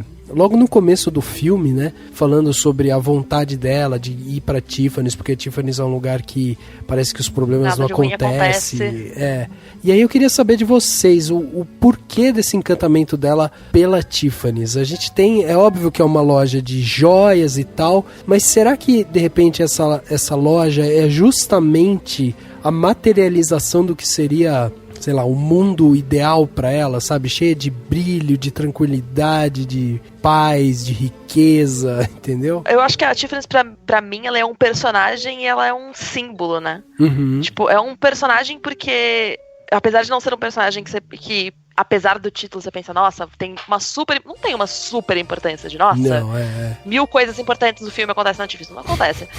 Mas é um personagem no sentido de... É a melhor amiga da Holly. Eu sempre vi desse jeito, assim. É o lugar onde ela vai pra se sentir tranquila, o lugar onde ela vai pra esquecer dos problemas. Então, assim, é a BFF da Holly, né? Tipo, ela encontra a paz dela ali. E, ao mesmo tempo, é um símbolo do que ela acha que ela quer. E aí vem de novo essa questão que a gente estava discutindo agora dos objetivos fantasmas dela, né, dos objetivos imaginários. Tem essa questão do simbolismo dela escolher a Tiffany como um símbolo pra ela, porque é um lugar que vende joias, é um lugar de gente rica, é um lugar que ela mesma, tipo, ela sempre entra lá e ela não tem um puto pra comprar nada. Exato. E a primeira vez que ela compra alguma coisa, ela compra, ela, tipo, tá com o Paul, e não é nem pra comprar, ela grava o nome do anel, se não me engano. Um negócio isso, assim, né? As siglas num E é tipo, anel. Qual é o mínimo que eu posso gastar nisso? Sabe? Tipo, tem o negócio de discar que vale $10. Sei lá, tem umas porcarias assim. Tipo, quando ela consegue comprar alguma coisa na Tiffany's, ela só faz isso porque ela é instigada pelo Paul, que fica tipo, caralho, você entrou nessa loja 850 milhões de vezes e você nunca comprou nada? Que sacanagem, né? E segundo, que é tipo, quando ela consegue atingir, entre aspas, assim, o objetivo de comprar alguma coisa na Tiffany's, ela não compra um anel de diamantes, ela não compra um colar de... não compra, tipo, nada surreal, ela grava um anel de metal, sabe? Faz o mínimo possível só pra dizer que ticar aquilo da lista. Exato. Então, pra mim, é um símbolo muito claro do tipo, do onde ela quer chegar e, ao mesmo tempo, até onde ela vai. Não que ela não seja capaz de ficar rica, não que 20 anos depois o Paul não tenha virado best-seller e eles estejam lá dando dinheiro, mas, assim, de que futuramente, o que ia importar não era o quanto de dinheiro ela ia gastar, o quanto de dinheiro ela ia ter pra gastar, mas o quanto aquilo que ela ia ter importava pra ela. $10. That was the outside figure, yes. I see. Do you have anything for $10? Well, frankly, madam, within that price range, the variety of merchandise is rather limited. However, I do think we might have, let me see, strictly as a novelty, you understand? For the lady and gentleman who has everything, a sterling silver telephone dialer at $6.75, including tax. Sterling silver telephone dialer. Yes, sir, at $6.75, including federal tax. Well, the price is right, but I must say I'd rather hope for something slightly more, how shall I say it, romantic in feeling. What do you think? A sterling silver telephone dialer's go. I certainly think it's handsome, but you do understand. E também tem um pouco do que é o empoderamento americano, né? Porque a gente tá falando de uma loja. Tiffany's, ela foi fundada em 1837. Na época do filme, ela já tinha 130 anos. E ela tá lá na Quinta Avenida, em Nova York e tal. Então, assim, ela é um símbolo do capitalismo americano, né? E aí, num filme onde a gente tem uma personagem que busca um sonho de ser independente, não sei o que, e tem como a BFF dela uma loja centenária de joia, a gente tá também vendo, né, que existe também uma mensagem muito clara de passar também um certo otimismo, né, em cima desse símbolo da cultura americana, que tava passando por esse momento de transição, de questionamento e Uma tal. coisa que eu pensei, vendo o filme, no momento em que eles vão pra loja, não sei até que ponto rolou um product placement, não sei se já tinha isso na época, né, tipo, de da Tiffany entrar lá com uma grana, sei lá, fazer, mas eu achei muito interessante, e sendo voluntário ou não, o fato de que o cara que atende eles, ele em nenhum momento se mostra incomodado, né, do tipo... Com a falta de dinheiro. Com a falta de dinheiro, porque numa loja de joias, se você entra numa loja de joias caríssimas e tal, e você fala que você tem R$10, a pessoa vai dar risada. Da sua cara. Ela vai, sei lá, vai te tratar mal. Tipo, entrar na Vivara e ficar tipo, você tem alguma coisa com R$5? Né? Dentro disso é que tem a questão também que eles estão ali, mas eles estão muito bem apessoados, né? Tipo, ela de vestido, chapéu, e ele, né, explica essa questão do tipo, nós estamos com uma quantia limitada para ser... Eu adoro quando ele coloca isso, gente. Não, eu acho interessante interessante, tem isso também, claro, mas eu acho interessante que eles vendem a Tiffany mesmo, assim, né? Sendo pagos ou não pela Tiffany pra fazer isso, eles vendem a Tiffany, do tipo, é um lugar em que você vai ser aceito, sabe? Assim, passa essa impressão, entendeu? De que, assim, é um lugar onde tudo é muito caro, mas a gente vai te respeitar e, de repente, sei lá, eu imaginei assim, falei, é capaz que na época que isso aconteceu, as pessoas começaram a mandar os anel pra marcar nome. Pra gravar os nomes. Por $10. E, tipo, eles devem ter ganhado mais dinheiro fazendo isso do que vendendo o anel de diamante, sei lá. Se pá, a Audrey recebeu uma pulseirinha, né? Também, depois ela também tinha, depois ela tinha dinheiro pra comprar o que ela quisesse. Sem dúvida. Ela era baronesa, né? Exatamente. Antes de ser atriz de Hollywood, ela já tinha dinheiro, né, no caso. Enfim, eu achei isso interessante, sabe? Entra também na questão da marca, né, da loja, assim. E eu vi realmente, como o refúgio dela, né? Porque essas lojas de joia, que tem a ver também com a biblioteca, né, pro Paul, né? Do tipo, tanto uma biblioteca quanto uma loja de joia são lugares tranquilos, lugares onde as pessoas não falam muito, lugares onde você consegue entrar e ficar passeando e só olhar e ser você mesmo, sabe? No sentido de você não precisa fingir nada pra ninguém, você não precisa falar com ninguém, você consegue ficar na sua. Então eu acho que esses dois ambientes, cada um do seu jeito, é o ambiente onde as pessoas vão pra ficar sozinhas. E eles, como eram pessoas essencialmente solitárias, né? Faz sentido que eles tenham desejado mostrar um pro outro os seus ambientes, entendeu? É mais ou menos como, sei lá, você tem um lugar que você gosta de ir pra ficar sozinho, daí você tá namorando, você vai levar, né? Eu vou te mostrar aqui o lugar onde eu vim ficar sozinho e tal. Que é uma forma de mostrar quem você realmente é. Então é um momento em que eles estão realmente se conhecendo do tipo, verdadeiramente. Eles estão mostrando aquilo que faz parte deles, que é o ambiente onde você vai pra ficar sozinho, entendeu? Eu tô aqui me perguntando se as pessoas de fato gostam dos lugares onde elas ficam sozinhas. Tipo, eu jamais faria isso, gente. Ficar sozinha, pra que roupa vai estragar toda a experiência, né? Exatamente. Não, não digo.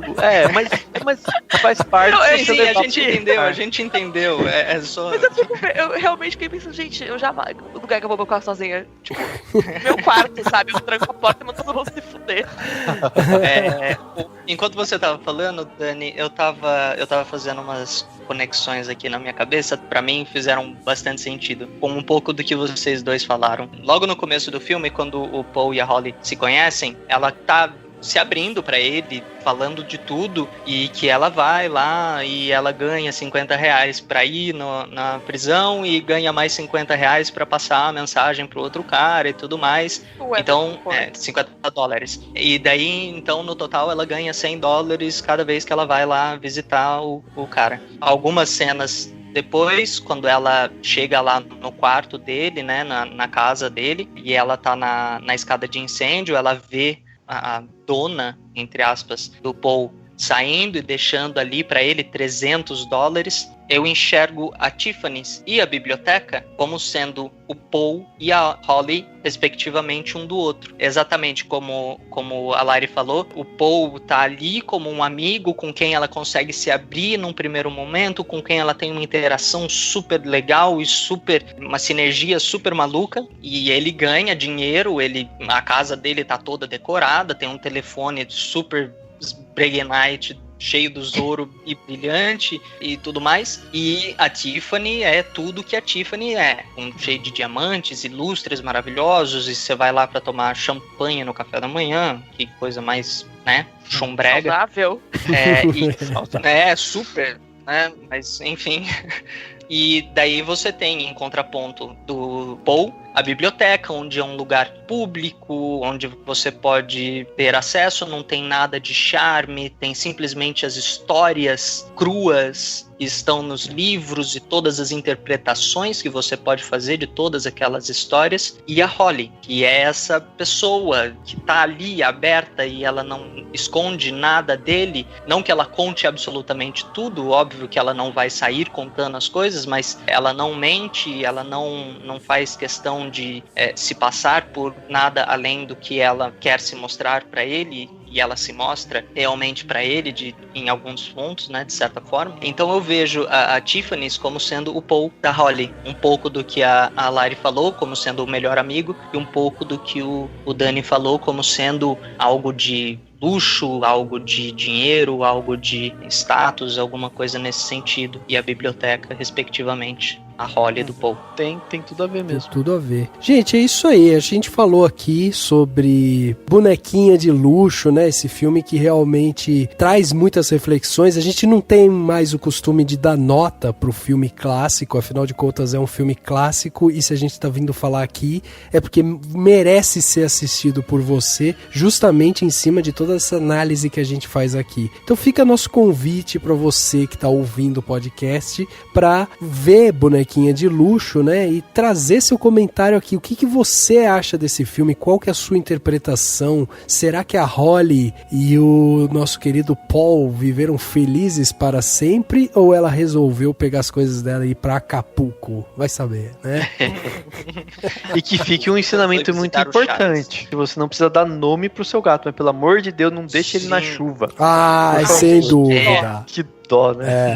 Qual a necessidade? A minha última gata não tinha nome. Eu chamava ela de cão, de bicho, de animal, de sei lá, qualquer coisa. Mas você não deixou ela na chuva? Não, nunca. Ela gostava de chuva, ela ia sozinha pra chuva. Era impressionante. Não, é diferente de você jogar ela num beco lá. Sim, lógico. Eu exatamente. jamais faria isso. Pelo amor Enquanto de Deus. biólogo, eu sou absolutamente contra qualquer tipo de abandono animal ou... Nossa, eu confesso que na hora que ela parou o carro dela, e abre a porta, eu falei, pronto, ela vai expulsar o cara, né, do carro. Achei que ela fosse... Não, tirou o gato e bateu, e chovendo, e o gato ainda dá aquele close no gato, tipo, molhado. Aquela cara de miserável. Eu falei, Holly, você é uma vaca. Nossa, olha, pisou na bola. Por que não saiu você do carro, filha da puta? Foi tipo...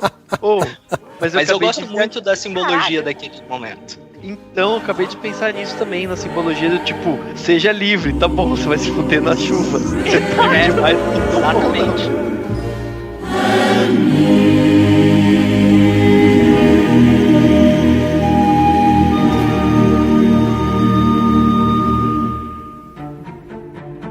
Dicas para a sua semana?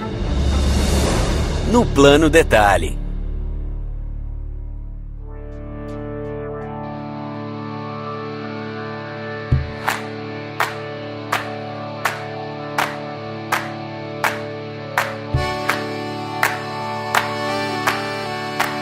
Chegando aqui mais um Plano Detalhe, né? Aquele momento gostosura aqui do podcast do Cinemação, onde a gente vai dar aquela dica pra você aproveitar melhor a sua semana, né? Pra você curtir mais a sua semana, ter uma semana mais leve, mais tranquila e tal. E hoje, né, vários planos detalhe aqui, então eu vou começar dessa vez, eu vou começar com logo dois planos detalhe. O primeiro deles é um chá. Afinal de contas, eu estou rouco e eu ontem ia gravar, não gravei e tossi muito e tal, e descobri um chá que me ajudou muito. É um chá que eu vou passar a dica aqui para que você que tá aí com uma dor de garganta possa fazer na sua casa e curtir mais a sua garganta, fazer seus cantos líricos e tudo mais. Então vamos lá. É o seguinte, o chá é um chá de gengibre com alho. Você coloca gengibre e alho numa água quente, né? Deixa ali ferver o gengibre e o alho. A hora que acabar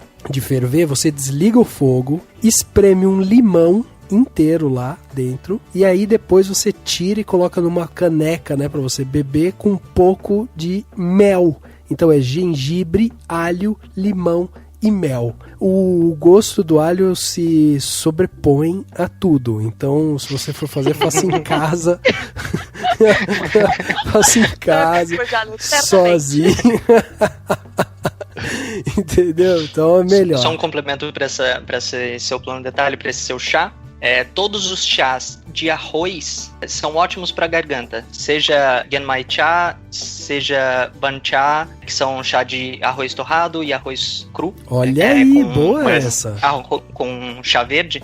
Todos eles são ótimos para garganta e são ótimos para digestão. Muito boa, essa eu não sabia. Então fica um extra aí. O meu chá aqui de gengibre, alho, limão e mel, e o chá de arroz aí que o Ale trouxe pra gente. E o outro plano de detalhe que eu vou dar é de um filme. Vou sugerir aqui que eu assisti, o Fragmentado, né? O novo filme aí do Shyamalan. Pô, fiquei extremamente satisfeito assistindo o Fragmentado. Realmente Shyamalan voltando a ser Shyamalan. Então fiquei muito feliz, assim, de ver que ele tá voltando, né, com aquele drama que ele sempre carregou, suspense e tal. Vale muito a pena. E, gente, o que é a interpretação do James McAvoy nesse filme? Tem uma cena específica dele, quando ele tá conversando com a terapeuta dele, e ela começa a provocar ele, tipo, olha, eu quero falar com o tal personagem, eu quero falar com o tal personagem, que é uma das 23 personalidades que ele tem, né? E aí ela fica falando, quero falar com ele, quero falar com ele. A hora que ele deixa esse personagem vir e tomar conta do corpo,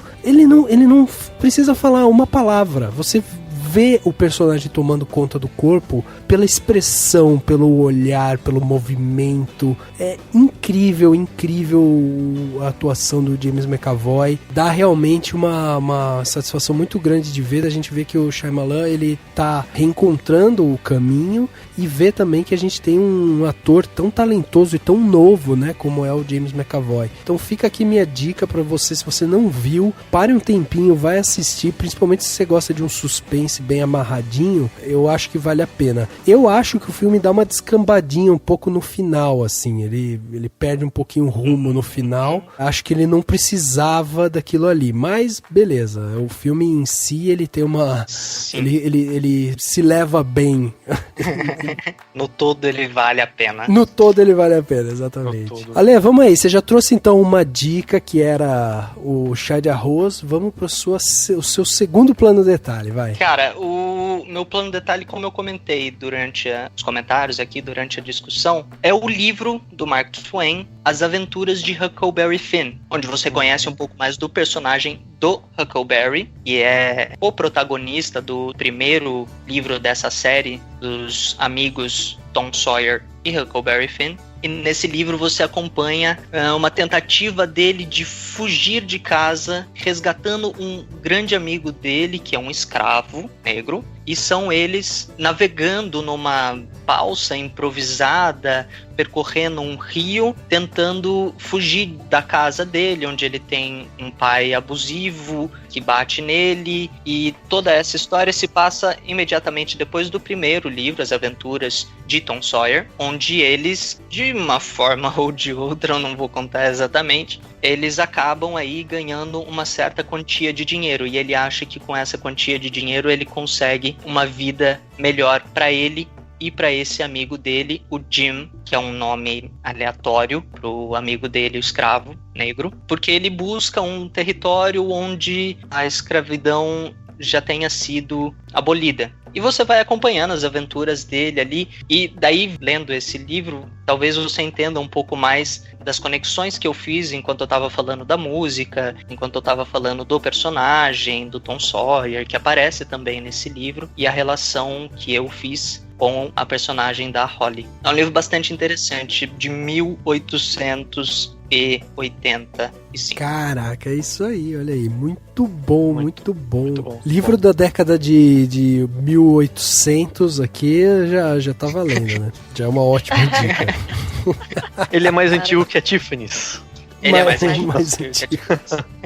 Mais antigo que a Tiffany's, exatamente. Vamos lá, Lari, o que você trouxe pra gente aí de plano detalhe? São dois também, porque, né, dica pouco é bobagem. É isso. Primeira delas é um filme que estreou esse mês de julho agora na Netflix, que é o To The Bone, que em português ficou O Mínimo para Viver, que tem aí, é estrelado pela Lily Collins e vai narrar a vida de uma garota lutando contra a anorexia, e fala muito sobre como é o dia a dia de uma pessoa que tem um distúrbio alimentar, como que é pra família também, principalmente, lidar com isso, toda a questão do tratamento e de como os pacientes não se permitem serem tratados. Eu tive vários sentimentos dúbios com relação a esse filme, até por experiências pessoais. Eu não consegui definir ainda se eu fiquei muito satisfeita ou meio a boca, assim, com relação a ele, mas eu achei um filme muito delicado e que, enfim, prestou o seu serviço de falar sobre a doença sem precisar ensinar sobre a doença, que eu acho que são duas coisas muito diferentes,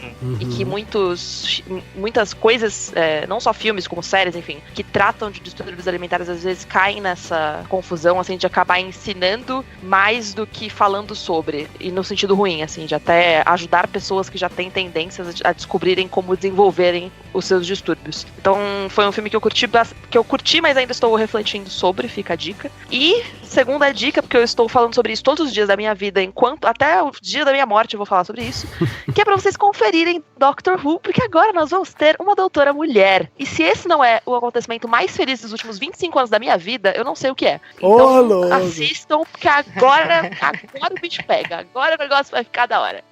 Não se decepcione, mas eu nunca assisti um episódio de Doctor Who. Acontece, os melhores fãs. Acho que somos 3 aqui, viu? Então, tô falando isso assim, meninos, por favor, vão assistir, porque é mó legal. E aí, Dani, vamos finalizar esse plano detalhe desse episódio com chave de ouro, hein? Por favor, não me decepcione. Cara, vai ser uma série que eu terminei recentemente, que é uma série curta, é uma série que não vai gastar tanto do seu tempo, porque eu não aguento mais série com 300 horas de 455 episódios pra ter que assistir, e que é uma série muito boa, muito importante, e que deu um burburinho quando foi lançada pela Netflix, mas agora parece que as pessoas esqueceram um pouco dela, que é o Dear White People. Aliás, acho que as pessoas que esqueceram dela são as pessoas brancas, provavelmente. Cara, é uma série muito, muito foda, assim, ela é bem irônica, né, ela é narrada, né, inclusive pelo Giancarlo Esposito, que faz as narrações. A narração é meio irônica, ela é toda vai e volta e mostra as coisas que estão acontecendo em torno da festa, de uma festa blackface que aconteceu na universidade, e daí, né, o pessoal do movimento negro fica revoltado, e aí começa a ter várias tretas. Tem um monte de referências que você não entende, porque vai fazer referência em alguns momentos, né, a alguns nomes americanos da cultura americana, ou coisas muito específicas, mas o importante é que ela ela faz você pensar em um monte de coisa, ela traz à tona um monte de questões, ela, sabe assim, ela joga na cara mesmo, que é mesmo, literalmente tem um programa, né, de rádio que a menina faz, que ela fala sempre, Dear White People, então cara, gente branca, vocês não fazem isso, vocês fazem aquilo, e vai dando na cara, e é espetacular. Só pra dar uma ideia, assim, terminou o quinto episódio eu acho que é o melhor de todos. No que ele termina de um jeito muito foda, e aí, tipo, aparece, assim, direção do Barry Jenkins, que é o diretor do Moonlight, aí você entende por que o episódio é tão foda, mas todos eles são muito bons, e tem várias referências e várias coisas, e ele é uma série rápida, no sentido de que as pessoas estão o tempo inteiro falando, sempre tem coisa, né, chegando, coisa acontecendo, e os episódios têm de 25 a 30 minutos de duração, são 10 episódios, então é uma coisa que dá pra você fazer uma maratona de boas aí no fim de semana, e é isso, eu sugiro que todo mundo assista essa série, principalmente se você for branco. Eu acho que ela até deveria ser mais vista pelas pessoas brancas, mas óbvio, independente da sua etnia, você vai gostar da série. Vou te falar 2 coisas sobre essa série. Eu acho que é a 5ª ou 6ª vez que alguém indica Dear White People aqui, né, nesse ano. Sim. Tipo, tá todo mundo indicando. E a outra eu assisti o primeiro episódio e não me pegou. Já vou te dizer isso, mas eu vou dar mais uma chance. Cara, não, mas é porque ela é o jeito dela, ela não é uma série, tipo, que começa tradicional. Começa com uma narração, e aí volta, e aí não sei o que, e acontece uma coisa. O primeiro episódio eu não gostei muito, achei, sabe... É porque as pessoas são irônicas. Não eu não gostei porque é irônico, eu não gostei porque não me pegou, não é porque é irônico. Eu não achei muito, assim, o estilo, não sei, achei um pouquinho arrastado, não sei, mas eu falei assim, bom, também não é um horror, entendeu? Não é uma coisa que eu assisti e falei, nossa, que lixo, não é isso, mas eu vou dar mais uma chance pra ela, porque, todo mundo tá indicando esse negócio, cara. Sim, cara, chega no... É porque assim, depois do segundo pro terceiro, eu acho que talvez você consiga gostar pegar da história. o ritmo, daí né, você vai dela, entender né? que tá entendendo na trama dos personagens, mas o mais importante é a mensagem toda, é todo o debate. E tem vários momentos que as coisas aconteciam, eu falava assim, cara, isso é digno de ser visto de novo, porque, tipo, tá debatendo muita coisa. Muito mais coisas que eu tô absorvendo. Sabe aquele momento que você vê e você fala, isso tem mais significado do que apenas isso. Eu só preciso ver de novo porque é tudo meio rápido. Entendi. Mas é isso, super altamente recomendado.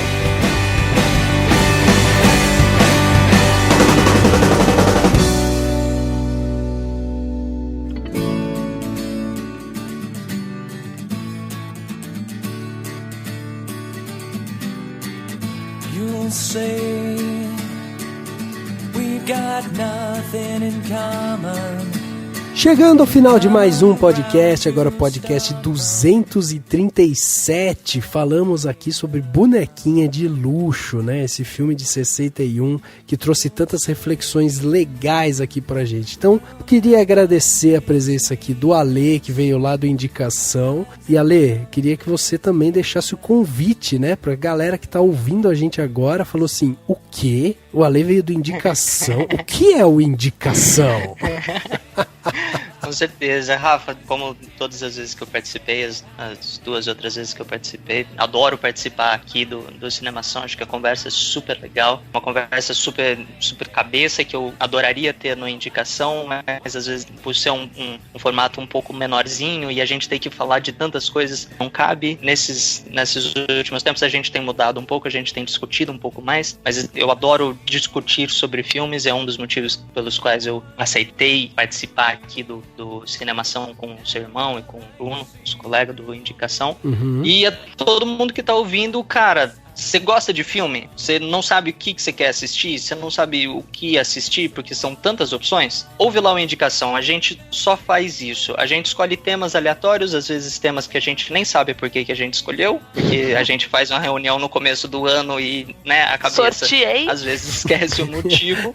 A gente sorteia, no começo é como toda reunião, né, brainstorming. Às vezes vem umas ideias super legais e daí a gente coloca e daí vai acabando a criatividade, a gente vem com os temas meio, sei lá, meio genéricos, mas é isso que a gente faz, a gente escolhe temas, a gente fala de filmes, a gente indica filmes que abordam esses temas e a gente quer simplesmente que você tenha uma ótima semana e que você assista, tenha pelo menos 3 opções de filmes para assistir durante a sua semana. Show de bola. Viu, Ale, deixa eu dar uma sugestão. Tipo, seria legal, assim, fazer uns indicações do tipo, totalmente nada a ver, sabe? Assim, filmes para ver no dia do seu aniversário, filme para ver depois da chuva, filme pra...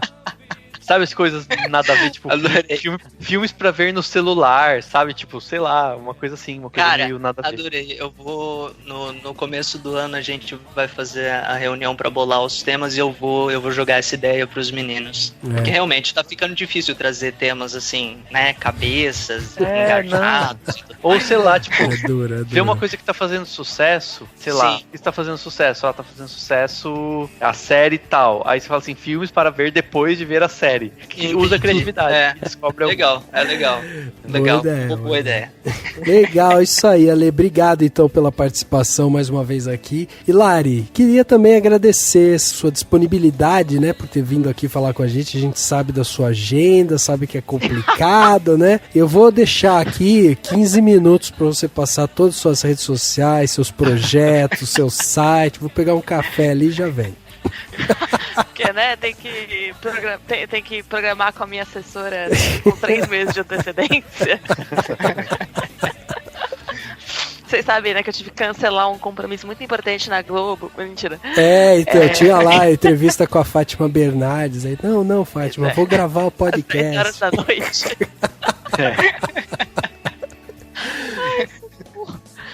Bom, obrigada por vocês terem me convidado de novo.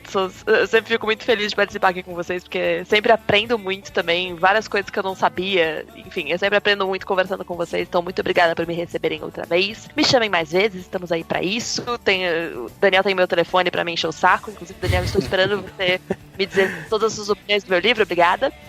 Sim, pode isso aí, Daniel. E vocês que estão ouvindo aí podem me encontrar nas redes sociais, sou /Larissa Siriani em todas elas. Tem um canal no YouTube onde eu falo sobre livros, às vezes sobre séries, muito raramente sobre filmes, mas vocês podem me encontrar lá no youtube.com/Larissa Siriani. Se você achar que o conteúdo que eu produzo vale a pena, vocês podem dar uma olhada na minha campanha do Padrim, e aí vocês podem contribuir a partir de R$1. Todo mundo ganha prêmios de todas as formas diferentes. Eu mando newsletter, mando cartinha, mando tudo pra vocês, porque eu amo as pessoas que contribuem. E a gente tá agora rumo à segunda meta. Quando virarmos a segunda meta, todos os meus padrinhos vão receber um conto exclusivo feito apenas para vocês, que ninguém mais vai ler.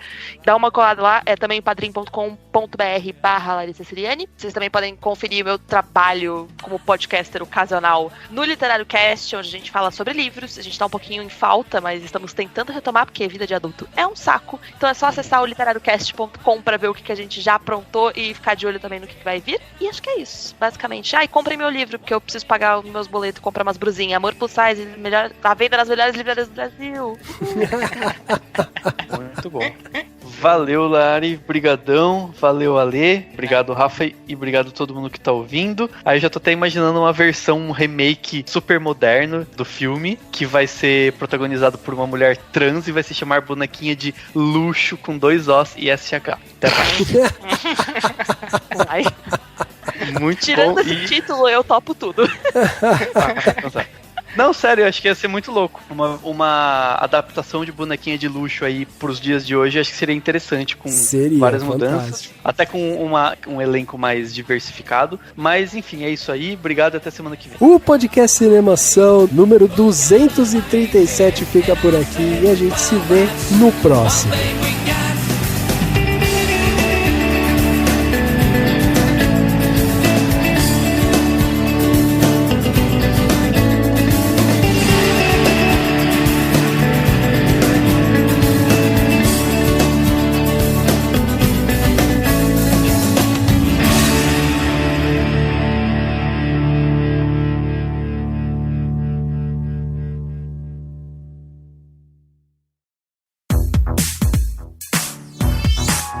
O podcast foi editado pela Isso Aí Design.